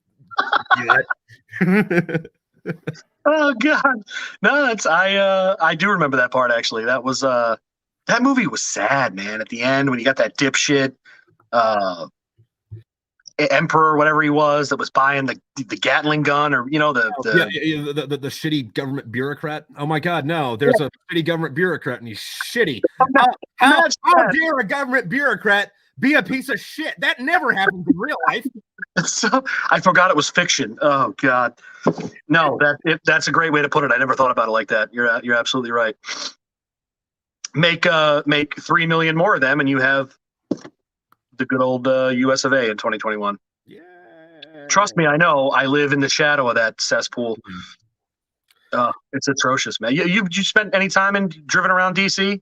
I was stationed in Quantico for 3 years, so. Oh, that's right. I forgot. Yeah, so it doesn't. I still get. I've been driving in DC for 20 something years. I still get every once in a while. I'm like, why? Where does this street go? How does the same street intersect with itself? You're driving from Annapolis and you're trying to go to West Virginia. For whatever reason, you're at Fort Belvoir. What fucking wrong turn did I take? Yeah, dude. It makes no sense. Like you said, one of the belts, 695, 495, 295, 395. Take a pick. Yeah, take your pick. Well, they're all jammed, so whichever one you want to sit and wait on, Yeah. It's atrocious, man. And the best part is like every once in a while you'll talk to somebody that's like from there, and they will swear up and down to like whatever deity you'll pretend to fucking believe in. No, times a day it's like empty. It's like, no, it's not. I've been there every fucking hour of every fucking day. It'll be jammed at 2:00 in the morning on fucking Christmas. Don't blow smoke up my ass, man. Listen, I love you, man. I really do. But when you lie to me like that, I want to hit. It hurts. It hurts me here and here. No, I don't. I mean, they put in those Easy Pass Express lanes. So like, if you don't want to sit in the bumper to bumper traffic, you can pay to be in these express lanes. Because my taxis already built those fucking roads in the fucking first place. What the fuck, man? It drives me nuts. It's like, why don't you just expand the goddamn road and then just charge everybody, you fucks? You fucking you goddamn fuckers. Listen here, you son of a bitch. Listen to me, you goddamn bureaucrat, you fucking pogue. But no, man. You gotta get a little bit more throat in there for that. Maybe put just a little bit of twang on it, and then you kind of got to stream from your diaphragm, right? You can't be in your throat. You gotta be down here, and you gotta be fucking pissed off because you're a goddamn American when you do it. Oh, dude, I love you. I love your videos, man. I gotta be honest. The vocal stuff you do in your videos is it's fucking priceless, man. I love some of those voices, dude. My wife's like, what the fuck are you listening to? I'm like, dude, Trip has another video out. I'm dying, man. Thank you. Oh God. Yeah, no, it's you do hilarious. The reactions and the voices are fucking priceless. Thanks. But yeah. Fucking A. I mean, there's a lot of ridiculous shit on the internet. I love that point. That one you did about Top Gun with the fake, the little plastic planes. Oh Jesus, dude, I must have watched that 15 times. Oh my God. Well, I got these heaters down in the basement, and they blow out fucking hot air like a fucking jet. And I got these like little model planes, and the props spin on them. So it's like, well, I'm not gonna put it in front of it to spin the prop, like. I'm sorry. I'm not gonna not do that. Yeah, you have to. Come on, man. Oh God, that was so funny. Jesus, how do you come up with those? I mean, you just random shit pops in your head, and you just goofy like that, or what? Yeah, pretty much. Yeah, no, I love it. We're similar. Yeah. No, actually, I have a team of scientists. There's a lot of white coats and whiteboards, and there's a lot of spitballing of ideas around, and what we'll do is like someone will come up with this like little nugget of information, and someone will put it down kind of like in this like imagine like a marble or a pinball, and we send it down this track, and if it gets to the end, then we use it, and if it doesn't, we adjust and build a different track, and we get it going. But see what the thing is about that though is like a halftime the ball gets down this track, and these goddamn globalists get in the way because they're trying to eat your babies, and we can't let them do that. You should. I don't know if you ever did improv, man, but you'd be good at it. Oh my God, it's hysterical. I fucking love it. The writers' room is down the hall. We have a pre-show meeting every. Oh my God. Let me ask you this: artistically speaking, does this look like a mushroom to you? Yeah, but it looks like a mushroom from like Mario Brothers. Yeah, right. That was this was some glass art my wife and I did through an organization called the Armed Services Arts Partnership. But as you can tell, we couldn't get the glass off this little metal rod. So you can like a set of dikes or pliers or whatever and snap it off, or well, I tried. I broke I had a better looking mushroom that's now in 1,000 pieces because well, I had a better looking mushroom than that too, but they don't let me put it on the internet. Boom, nailed it. Check it, OnlyFans. The OnlyFans. I just eat mushrooms and crank down. Oh my God. There actually is a guy on YouTube that like eats hallucinogens and goes berserk filming himself. It's wild. That I might have to fucking check out. But like, I've been severely disappointed with literally all the drugs besides caffeine and alcohol and and nicotine. Like, apparently hallucinogenics, if you have alcohol in your system, it cancels it out, and it's like, well, I don't want to just do mushrooms sober. That sounds stupid. Like, I want to do that at a party when I'm already drinking. It's like, yeah, but the mushrooms cancel that out. It's like, all right, well, you have a good time. I'm going to be hanging out with Jack Daniels over there, his brother Johnny Walker. Like, fucking Jack and John. I didn't know that. I didn't. I wanted. That's actually true that it cancels it out? No shit. Yeah. It's kind of like how like if you're having a bad trip, you're supposed to eat peanut butter because whatever's in peanut butter also cancels it out. I'm fortunate I never had a bad trip. Is that works? Peanut butter reverses it? Holy shit. I've been told that. I've never done it sober, so I don't know. All I know is I eat peanut butter when I'm sober. I trip balls, so maybe I got it backwards. Maybe. Give me the chunky style. Yeah. Well, that or like weed makes me go to sleep, and it's like I don't ever want to smoke weed unless I'm at a party, and it's like, well, if I'm at a party, I don't want to go to sleep, so. And you've tried all the different varieties, sativas, indicas, hybrids, all that stuff? Yeah, no, there's one strain that makes me see demons, and I don't like that one. But most of them just make me go to sleep, and it's like, well, that's not any fun. I don't want to do that. No, that's it. Yeah, that's funny. It really affects people differently. I mean, for me, for a long time, it was phenomenal. I mean, you want to talk about medicinal? It probably saved my life after the war, if I'm being honest. Because in some of my darker days, 2008 to 2010, when I was really lost mentally and suffering. I didn't really know what was going on. I blew all my money, and the VA, of course, I went to the VA and was like, yeah, my life's fucked up. I don't know what's going on. I want to punch someone on, half the day I want to punch someone, half the day I want to cry. Yeah. And they were like, oh, here's a fistful of pills. Like I'm not taking those. I don't know what those are. Yeah. And so, marijuana for me really provided for the longest time, really provided a lot of relief, a lot of calmness, a lot of creative energy, a lot of, general happiness. But for the most part, all of the people that were around me, nobody else really enjoyed it. Either you put them to sleep or it made them, eat a whole bag of Doritos or, whatever it was. So yeah. I get that. Yeah. Yeah, and like, I'll wake up the next day feeling fucking great. Like my joints will be like nice and loose in a good way instead of loose in a bad way. If that makes sense, I'm sure. Oh yeah, 100%. Yeah. But it's like, I don't want to do this. Except for do you get a hangover from it? Do you get like any kind of like, I'm a little loopy the next day? Nope, not at all. It's funny. I didn't used to, and then the older I got and the less I did it. It was like whenever I would do it, I would get a lot of relief in the moment. But then the next day I would wake up and like, I couldn't tell you my cell phone number. I just felt dumb. It was like a brain fog. Well, to be fair, I'm not sure I can tell you my cell phone number anyway. I have to look. That's a lot of numbers to remember, man. It's too many. It's what do you got? 10 numbers. Come on. Yeah, man. You gotta throw the area code in there. Like, yeah, there's a reason your bank PIN number is only 4 digits, maybe 6, if you're a brain surgeon. Yeah, and it's 1, 2, 3, 4. I mean, yeah, I have the same combination on my luggage. Shout out to Spaceballs, one of the greatest comedies of all time. That's a combination an idiot would have on his luggage. Dude, I haven't seen the movie in forever. The only part I really remember is like when they're watching Spaceballs. Yeah, like in real time. I can't remember the yeah. That I love that. You got to watch it again, man. It's on. I think it's on Amazon Prime or one of those. It's free somewhere. Yeah. Yeah. You have Amazon? Those are funny too, because like you're only actually paying for Netflix. You're borrowing someone else's Amazon and somebody else's Disney Plus and somebody else's HBO, and then it's like, yeah. And it's always great how that comes up. It's like, dude, are you watching the show? No, I don't have insert service here. I'll give you my shit. Okay. Boom, done. Yeah. They one of them, I can't remember which one. I think it's Hulu, tries to charge you extra for unlimited screens. What am I, stupid? Come on. No, unlimited screens. Listen, piracy's a thing. I'll do it. All right. Yeah, of course, man. Stick it to the man. You know what I'm saying? Fucking A. Big streaming. We stick it to him. Oh shit. Do you have any? Like, what do we have? Cable?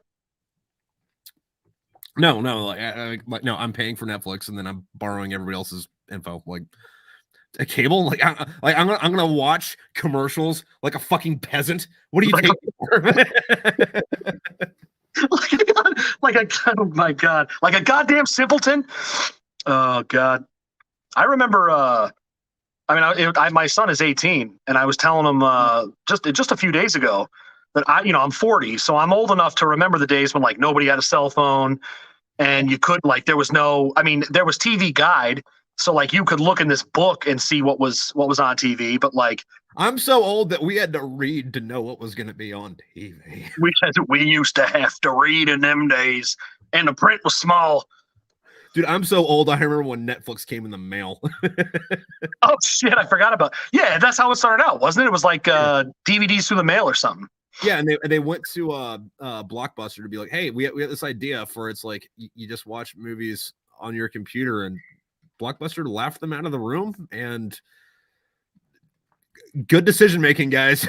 Who's laughing now? You stupid bat. Have you seen the documentary about the one remaining Blockbuster? And I think it's in Oregon. Yeah. I was very disappointed in that just because it was more about the woman that worked there. And it's like, no, dude, like talk to us about like Blockbuster, man. I want to see Blockbuster nostalgia, man. Do you remember Blockbuster did this? This was one of the coolest, I don't know what you call it, like marketing promotions or whatever, marketing campaigns. Blockbuster for, I don't remember what years. This was many years ago, probably in the mid 90s. They had this promotion where every time you rented something, you got a little, almost like a lottery ticket. Uh-huh.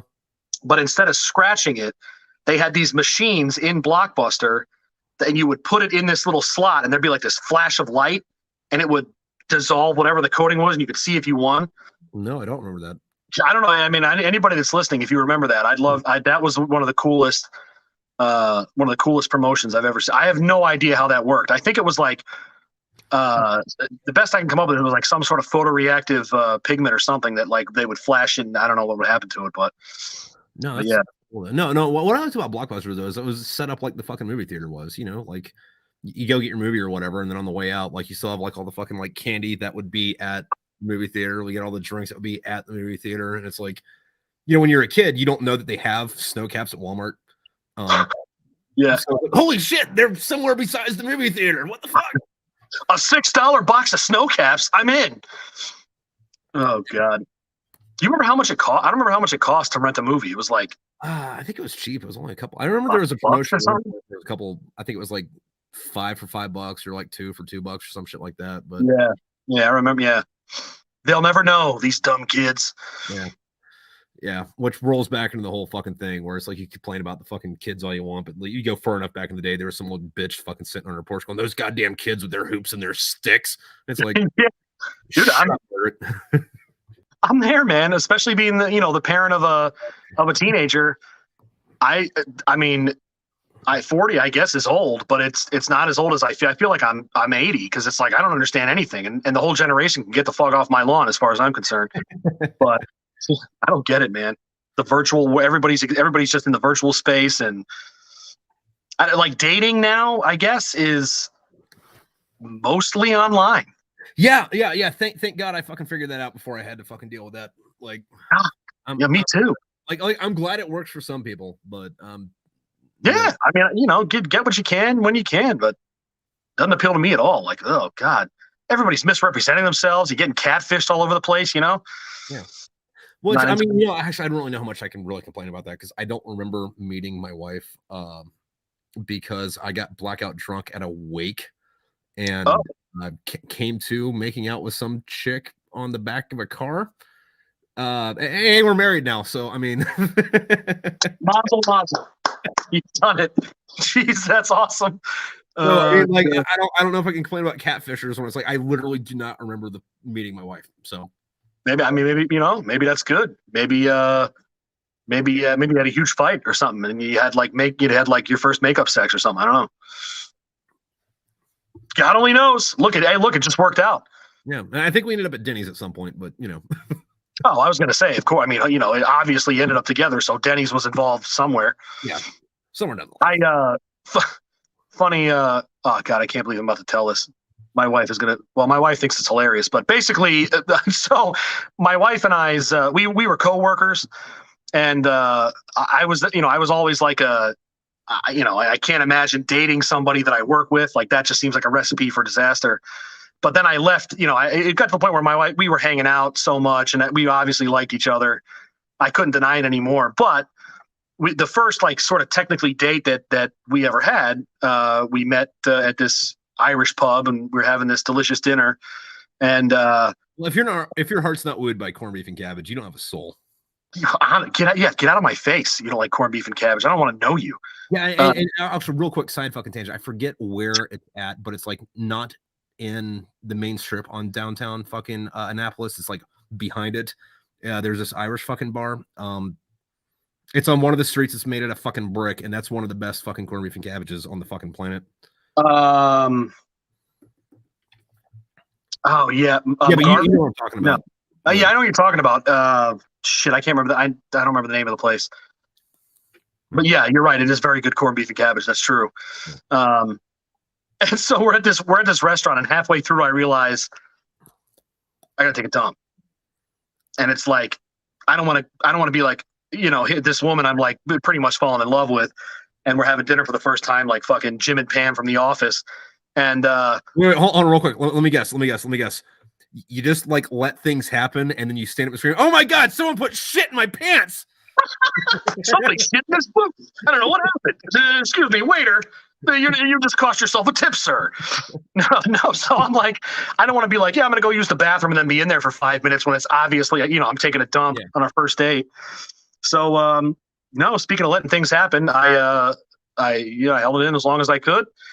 The date ended. We parted ways, and I drove home as fast as I could, made it all the way to the front door, and then suffice to say, I lost a pair of cargo shorts that night.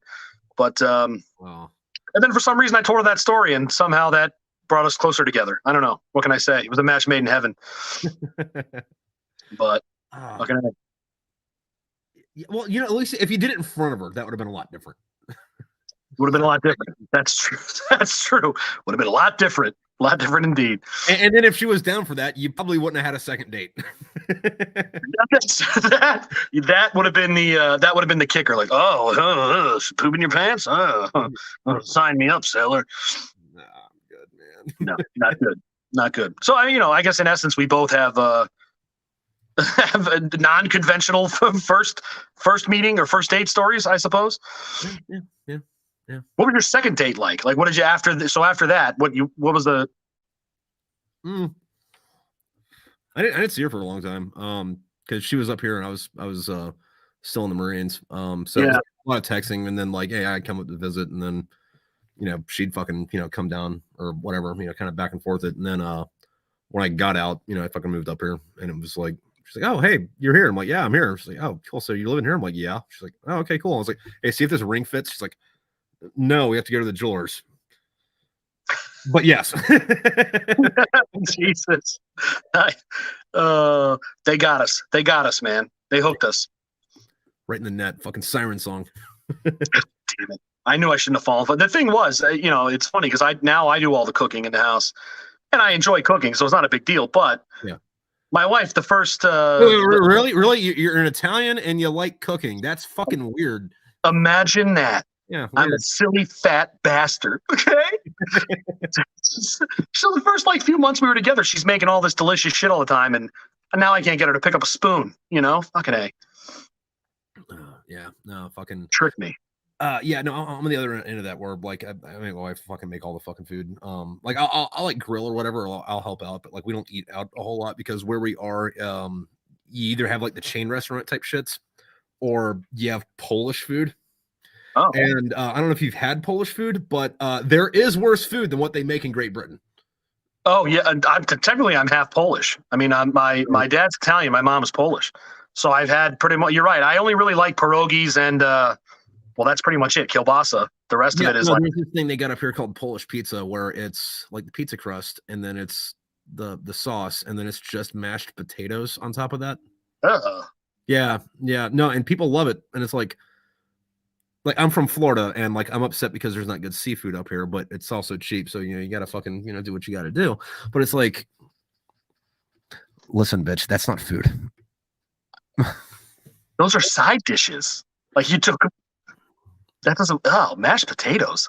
Are they seasoned at least? Is it like garlic mashed potatoes? I mean, they're kind of seasoned, but it's also Polish seasoning. So I think they boiled the potatoes and then just kind of smashed them up. And it's like, did you put sour cream in this? No, maybe some garlic pepper. No. We're gonna. Okay, all right. I tell you what, oh God, that's not. And so you've had all the things that are stuffed in boiled cabbage. I'm not a huge fan. If I'm being honest. Yeah, no, fucking. I like cabbage when the Irish do it. Yeah, agreed. Yeah. When countries that either are or used to be part of Germany do it, it's no. Well, yeah. What are you boiling it? I don't know. How does it made with when corned beef and cabbage? Is that boiled?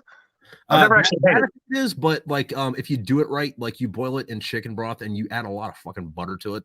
Yeah, it tastes way better. It's just like a soggy paper towel. The way that. Some of the other Polish in particular, I just don't I don't get that. No flavor. It's the weird consistency. Yeah, no, but since we're talking about fucking weird European foods, there's two things I want to bring up. I was watching a documentary the other day, and how sometimes Americans will do something stupid and you're like, man, what the fuck, where did this come from? This is one of those where it turns out Americans have always been this fucking way. Between 1914 and 1918, we would refer to sauerkraut as freedom cabbage because we didn't want to give the Germans credit for making it because fuck Germany, which I thought's hilarious because it's I remember freedom fries and the freedom horn, and it's oh okay, so nothing changed. We didn't evolve any at all. Imagine that. Yeah. Secondly, in college, we had to take a language for the major, and I am lazy and didn't want to learn a new language, so I took German because it's effectively fucking English, and anybody that tells you anything fucking different, you just yell real loud. Yeah, but the sentence "Don't be so sauerkraut" means the same thing in both fucking languages. What? I mean, the words have the same connotation, because sour in English means it tastes weird, or bitter or something. Yeah, but in German it means the same thing. So if I say, "Hey, don't be so sauerkraut," it also means "Don't be a stupid bitch, you stupid fucking German fuck." But Jesus, what the? Oh God, I gotta be honest with you, man. I feel like you want to speak German, you just yell real loud and end every word with "Eugen" or something, Yeah, no, which is another fucking thing. So in Schwarzenegger movies, they don't let him dub himself for the German release of the films because apparently his accent is akin to people over here that would say "y'all ain't." So they're like, no, we're not letting the Terminator go around going, "Hey, come with me, y'all, if you want to live." They're like, no, we'll get someone. See y'all later, round here. Hasta la vista, baby. God, yeah, I didn't know. Is he get any on you? Is he? He's what, Austrian? I think, right? The Austrian part, the part of Austria where they speak German. All of Austria speaks German. Oh, is that right? Oh, let's see. I don't read. I don't know. What do you want from me? Yeah, I don't read books. I don't. Switzerland and Liechtenstein and a few of the other countries. So, and then Dutch is pretty much fucking German too. But there's an extra at the end of the fucking words, but that's because they're close to France. The Netherlands, they got it right over there. I tell you what, you do what you want. Do what you want with your body. You want to pay for sex, pay for sex. You want to shoot heroin, shoot heroin. Just don't bother me about it. Yeah, but like that's not a real fucking country. The only reason it's there is because there needed to be a border state between Germany and France. Oh God. There was this idea that if there was a country between them, then they would have to invade that country to get to each other. And Germany said, "Okay." It's like an invisible fence for a dog. Like, set foot here, we're gonna know about it. All right. I love that. I don't know if you're a Seinfeld fan, but I love there's an old joke from Seinfeld, like basically the I want to go to the Netherlands, and then somebody says something about Holland, and he says that's the Netherlands, and then George Costanza goes, well, then who are the Dutch? Like, I don't know. I don't know. I think it was originally Holland, and now doesn't Netherland mean like? Okay, so the Dutch are the people there. So to be kind of like how you would say Americans speak English. Oh, sure, I see. And then Netherlands is like the old term for like Belgium and Holland. It just means it's literally just German for the lowlands because it's low, like the netherworld. Yeah, pretty much. Nice. I dig it. I have a whole new respect. And then, but in their flag is red, white, and blue, but their national color is like orange. Yeah. Now that one I don't know. I think. Well, no, because there's Holland and Belgium. I don't know what Holland's is. I know Belgium's like red, black, and yellow. Yeah, Belgium for sure. Belgium, I think, is the German flag, but in a different order. Yeah. But yeah, the Netherlands flag I know is red, white, and blue.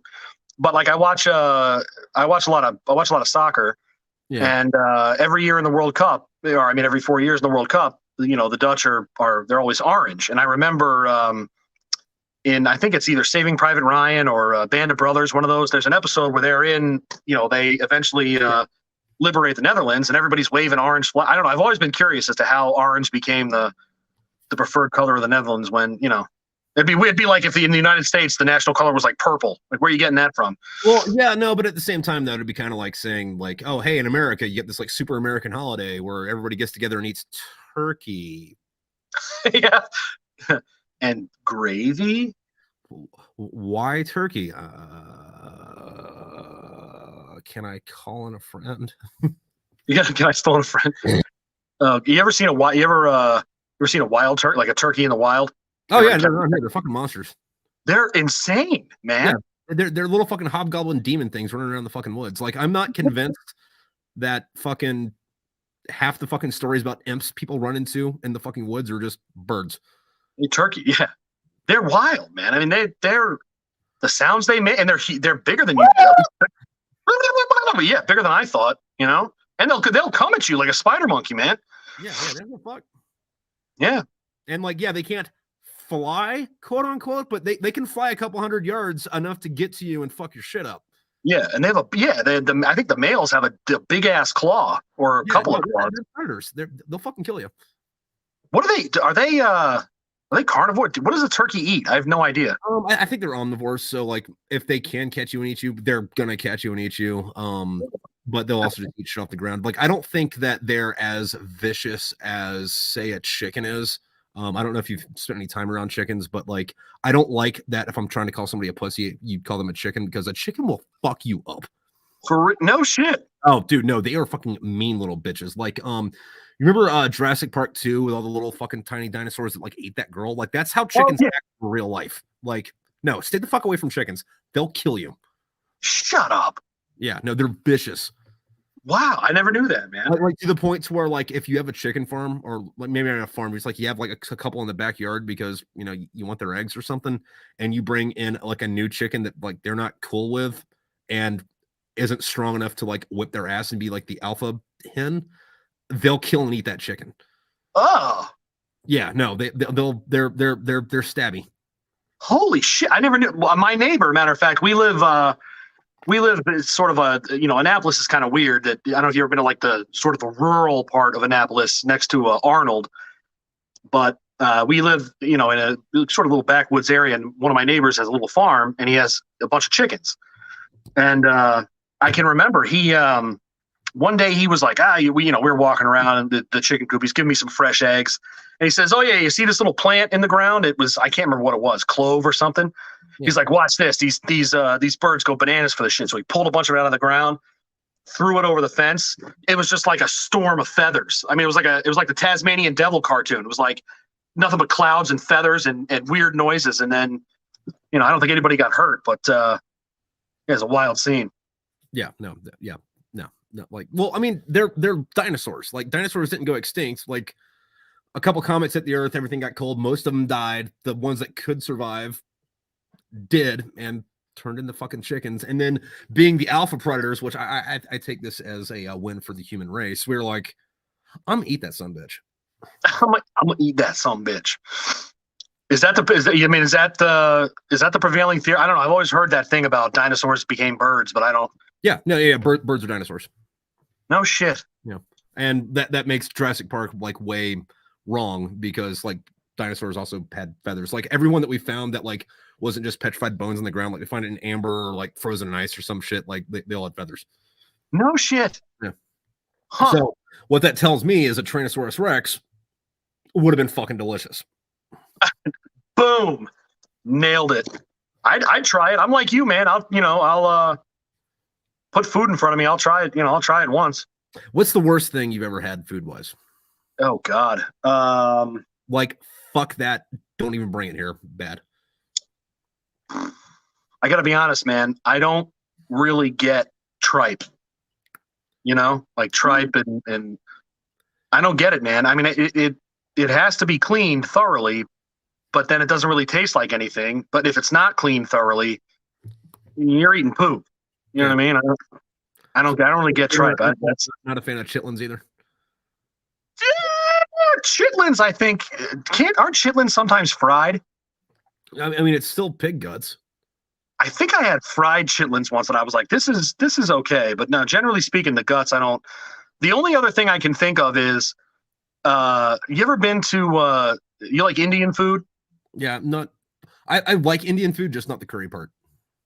So, at many Indian restaurants I've been to, at the Maitre D station or whatever, the host stand, oftentimes there's like a little cup of some kind of like seeds.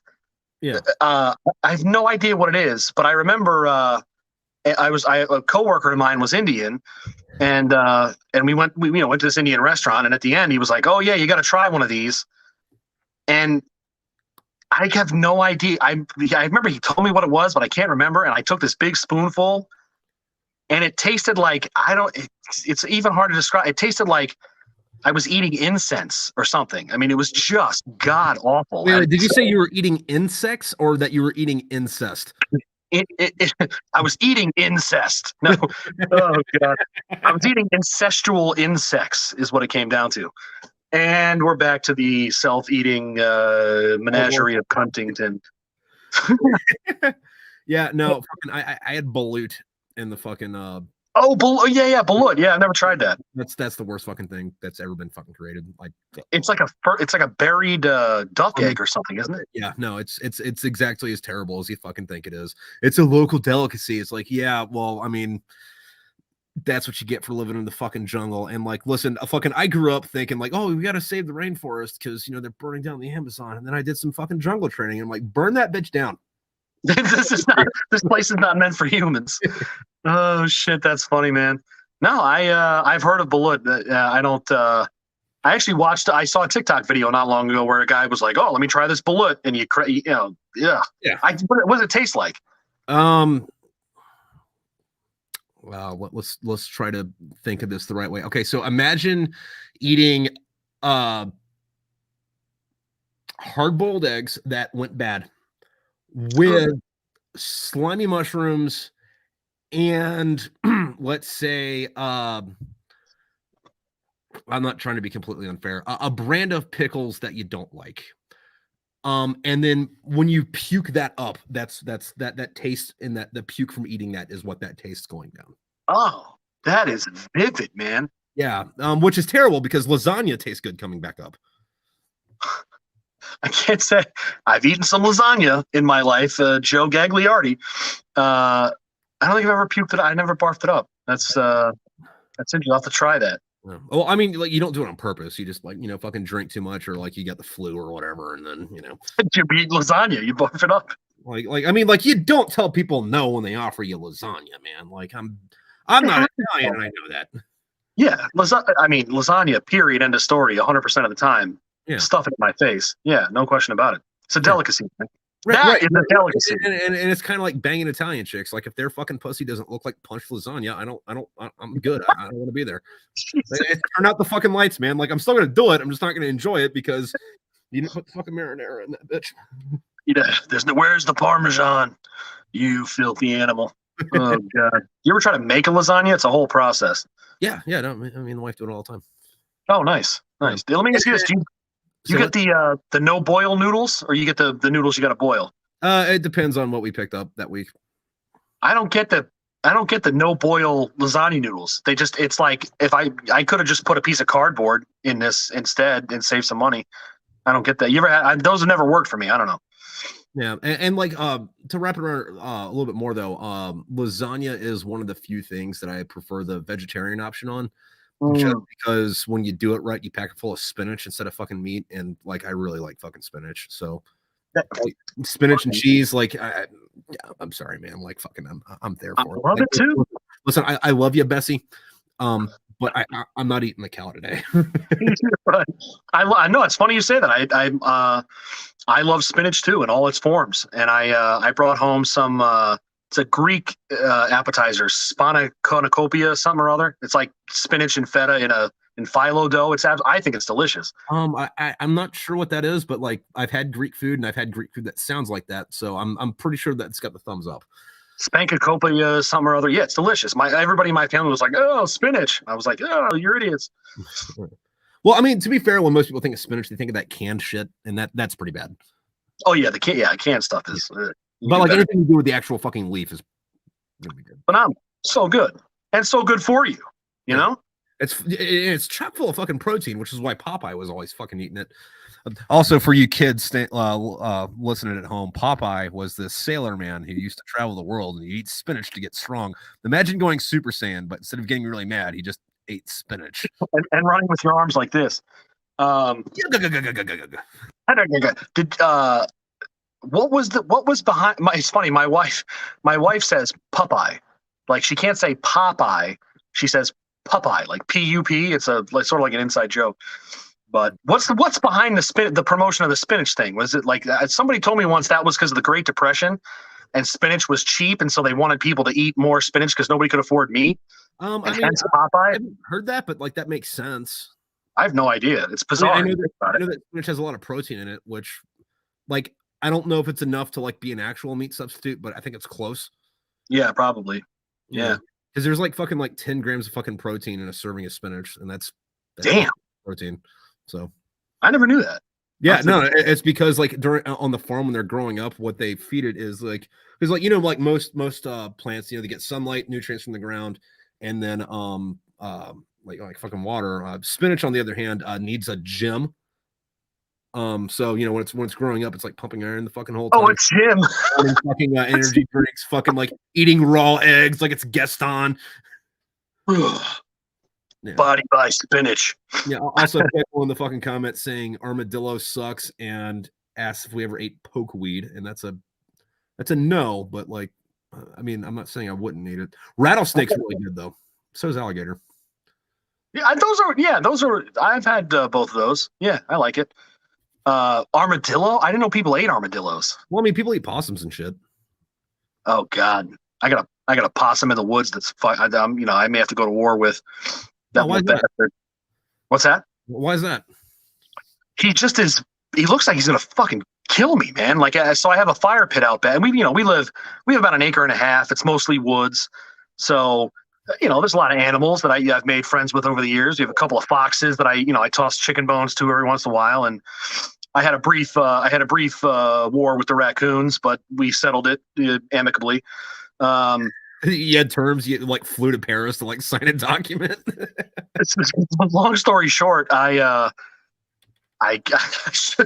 mean, so these raccoons when we first moved here were destroying our deck. I mean, eating my grill covers and the patio chairs, and they didn't care. I'd go outside to be like, get out of here. They'd look at me and laugh, like they didn't care. So I bought a high-powered air rifle, some call it a varmint gun, and this thing shoots a razor-sharp hunting pellet at like 1,400 feet per second. And, Marine Corps, so I'm a crack shot. This raccoon once was at the bottom of my stairs, and I was like, look, buddy, I don't want to do this, but I'm going to have to send you to your maker, pal. And I shot him right between his soulful little eyes, and that pellet mushroomed on his forehead, and all it did was piss him off. Yeah, and so God's way of saying, no, this is one of my creatures, and it has precedence here. That's why I say we worked it out amicably. So I said, all right, look, you guys stay away from the goddamn deck. I'm going to put up a bunch of scents you don't like, and I won't shoot the rest of you. The possum, however, it's just freaky. Look at that triangular white face, and he's hissing at me and shit. Right, so we have a fire pit out back, and I'm sitting at the fire pit, and I see this terrifying white triangular demon staring at me, and I feel like one of these days he's going to come and try to rip my face off. So I don't know. I think I might. I don't know. No, like, now that you said that, I'm going to send you all the possum memes I find. But no, possums, you actually want those things around. Is that right? Yeah. No. I think a possum on average eats like 5,000 ticks a year. No shit. Yeah. No, they are really good to fucking have back there for like. You don't want if you kill that possum, you're going to get Lyme disease. I'm just gonna no, I don't want Lyme disease. I'm all about that. But also fucking like they eat the shit out of snakes, and I know that's not a big deal up there, but like so they're marsupials, they're not mammals. Their blood temperature is too low for venom to work in, so it's also almost nearly impossible to poison them because like, it just doesn't work in their blood. So like they not so much up there, but like you get into Florida or Texas, they eat the shit out of rattlesnakes. No way, I never knew that. Yeah, no. I'm all about that life. I mean, I'll tell you right now. Also, if you could like catch one, it wouldn't work with that, but like if you found baby ones or whatever, you can train them like cats, like teach them to use like litter boxes and like, play fetch and shit. Like, and apparently they make really good pets. No shit, dude. I don't know if this is a combo, but this one fucking stinks, man. I can smell them a mile away. Like it is. Yeah, of course it's gonna smell bad. It's a wild animal. Like find a wild animal that smells good. Fair enough. I mean, the raccoons use cologne. I don't know the foxes, but no, this dude, this is bad. Like I'm like, oh shit, the possum's around. It smells like rotting asshole. Yeah, because he's your friendly neighborhood trash cat. I didn't know they ate ticks, man. I got to be honest with you. I don't know about you, but ever since the Corps, I got a weird, like I'm like a frightened schoolgirl when it comes to ticks, man. I hate those little things. You can't see them. They're sucking your blood, giving you all kinds of diseases. Yeah. No, you're always picking them off your fucking dog because like your dog's a fucking idiot and just likes to roll in grass and like, I don't know, make new friends. Well, the dog with the going in the woods. I'm like, as soon as we hit March, I'm like, you better take your dumb ass out of the woods because I'm not. I mean, we give her. I don't know. Do you give your dog flea and tick medicine?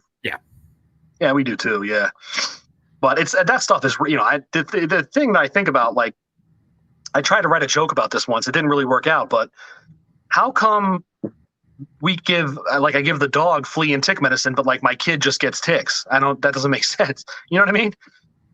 Why is it not safe for you? If it's safe for my dog, why is it not safe for me? I don't understand that. Probably because like your kid's smart enough to be like, Dad, what's this? Right? Yeah, that's true. God, no, I don't know. That's the thing I think about. Like, if somebody said you can take this pill and never have to worry about ticks again, I'd take 2 of them. Yeah. So, which is why you don't want to get rid of that possum because it's eating the fuck out of those ticks back there. That is wild. Yeah. No. Like whenever you get some time, just like Google like possum fun facts. Like you find out a lot of weird because like you think they're just like this like weird radioactive fucking rat thing. Yeah. I mean, it's kind of got a rat tail and it's fucking weird looking, but like they're like extremely fucking good to have in your fucking neighborhood. No kidding. I'll have to look it up, man. Reasons. Like, imagine it as if it's a corrupt cop and everything smaller than that is a black dude. Oh, Jesus Christ. Too soon, man. Too soon. Like with prejudice. Like that's how fucked up possums are with everything With smaller. ticks. No shit. I got to tell you, man, I almost put a 40 caliber ball round through his little head the last time I saw him, but now I'll make a tick pie and put it out for him or something. I don't know. Keep him around. Good night. Yeah, I'll fucking I'll shoot you some shit. But on that, man, we're at our fucking time limit. Thank you very much for coming on. And before we bounce out of here, would you like to tell the people where we can find you? Yeah, sure. No, thank you for having me, man. This was a blast. I appreciate it very much. You can find me on my paintings on TikTok at Beedlee, Beedahlee. For you Marine types, that's Bravo, Alpha, Hotel, Delta, Echo.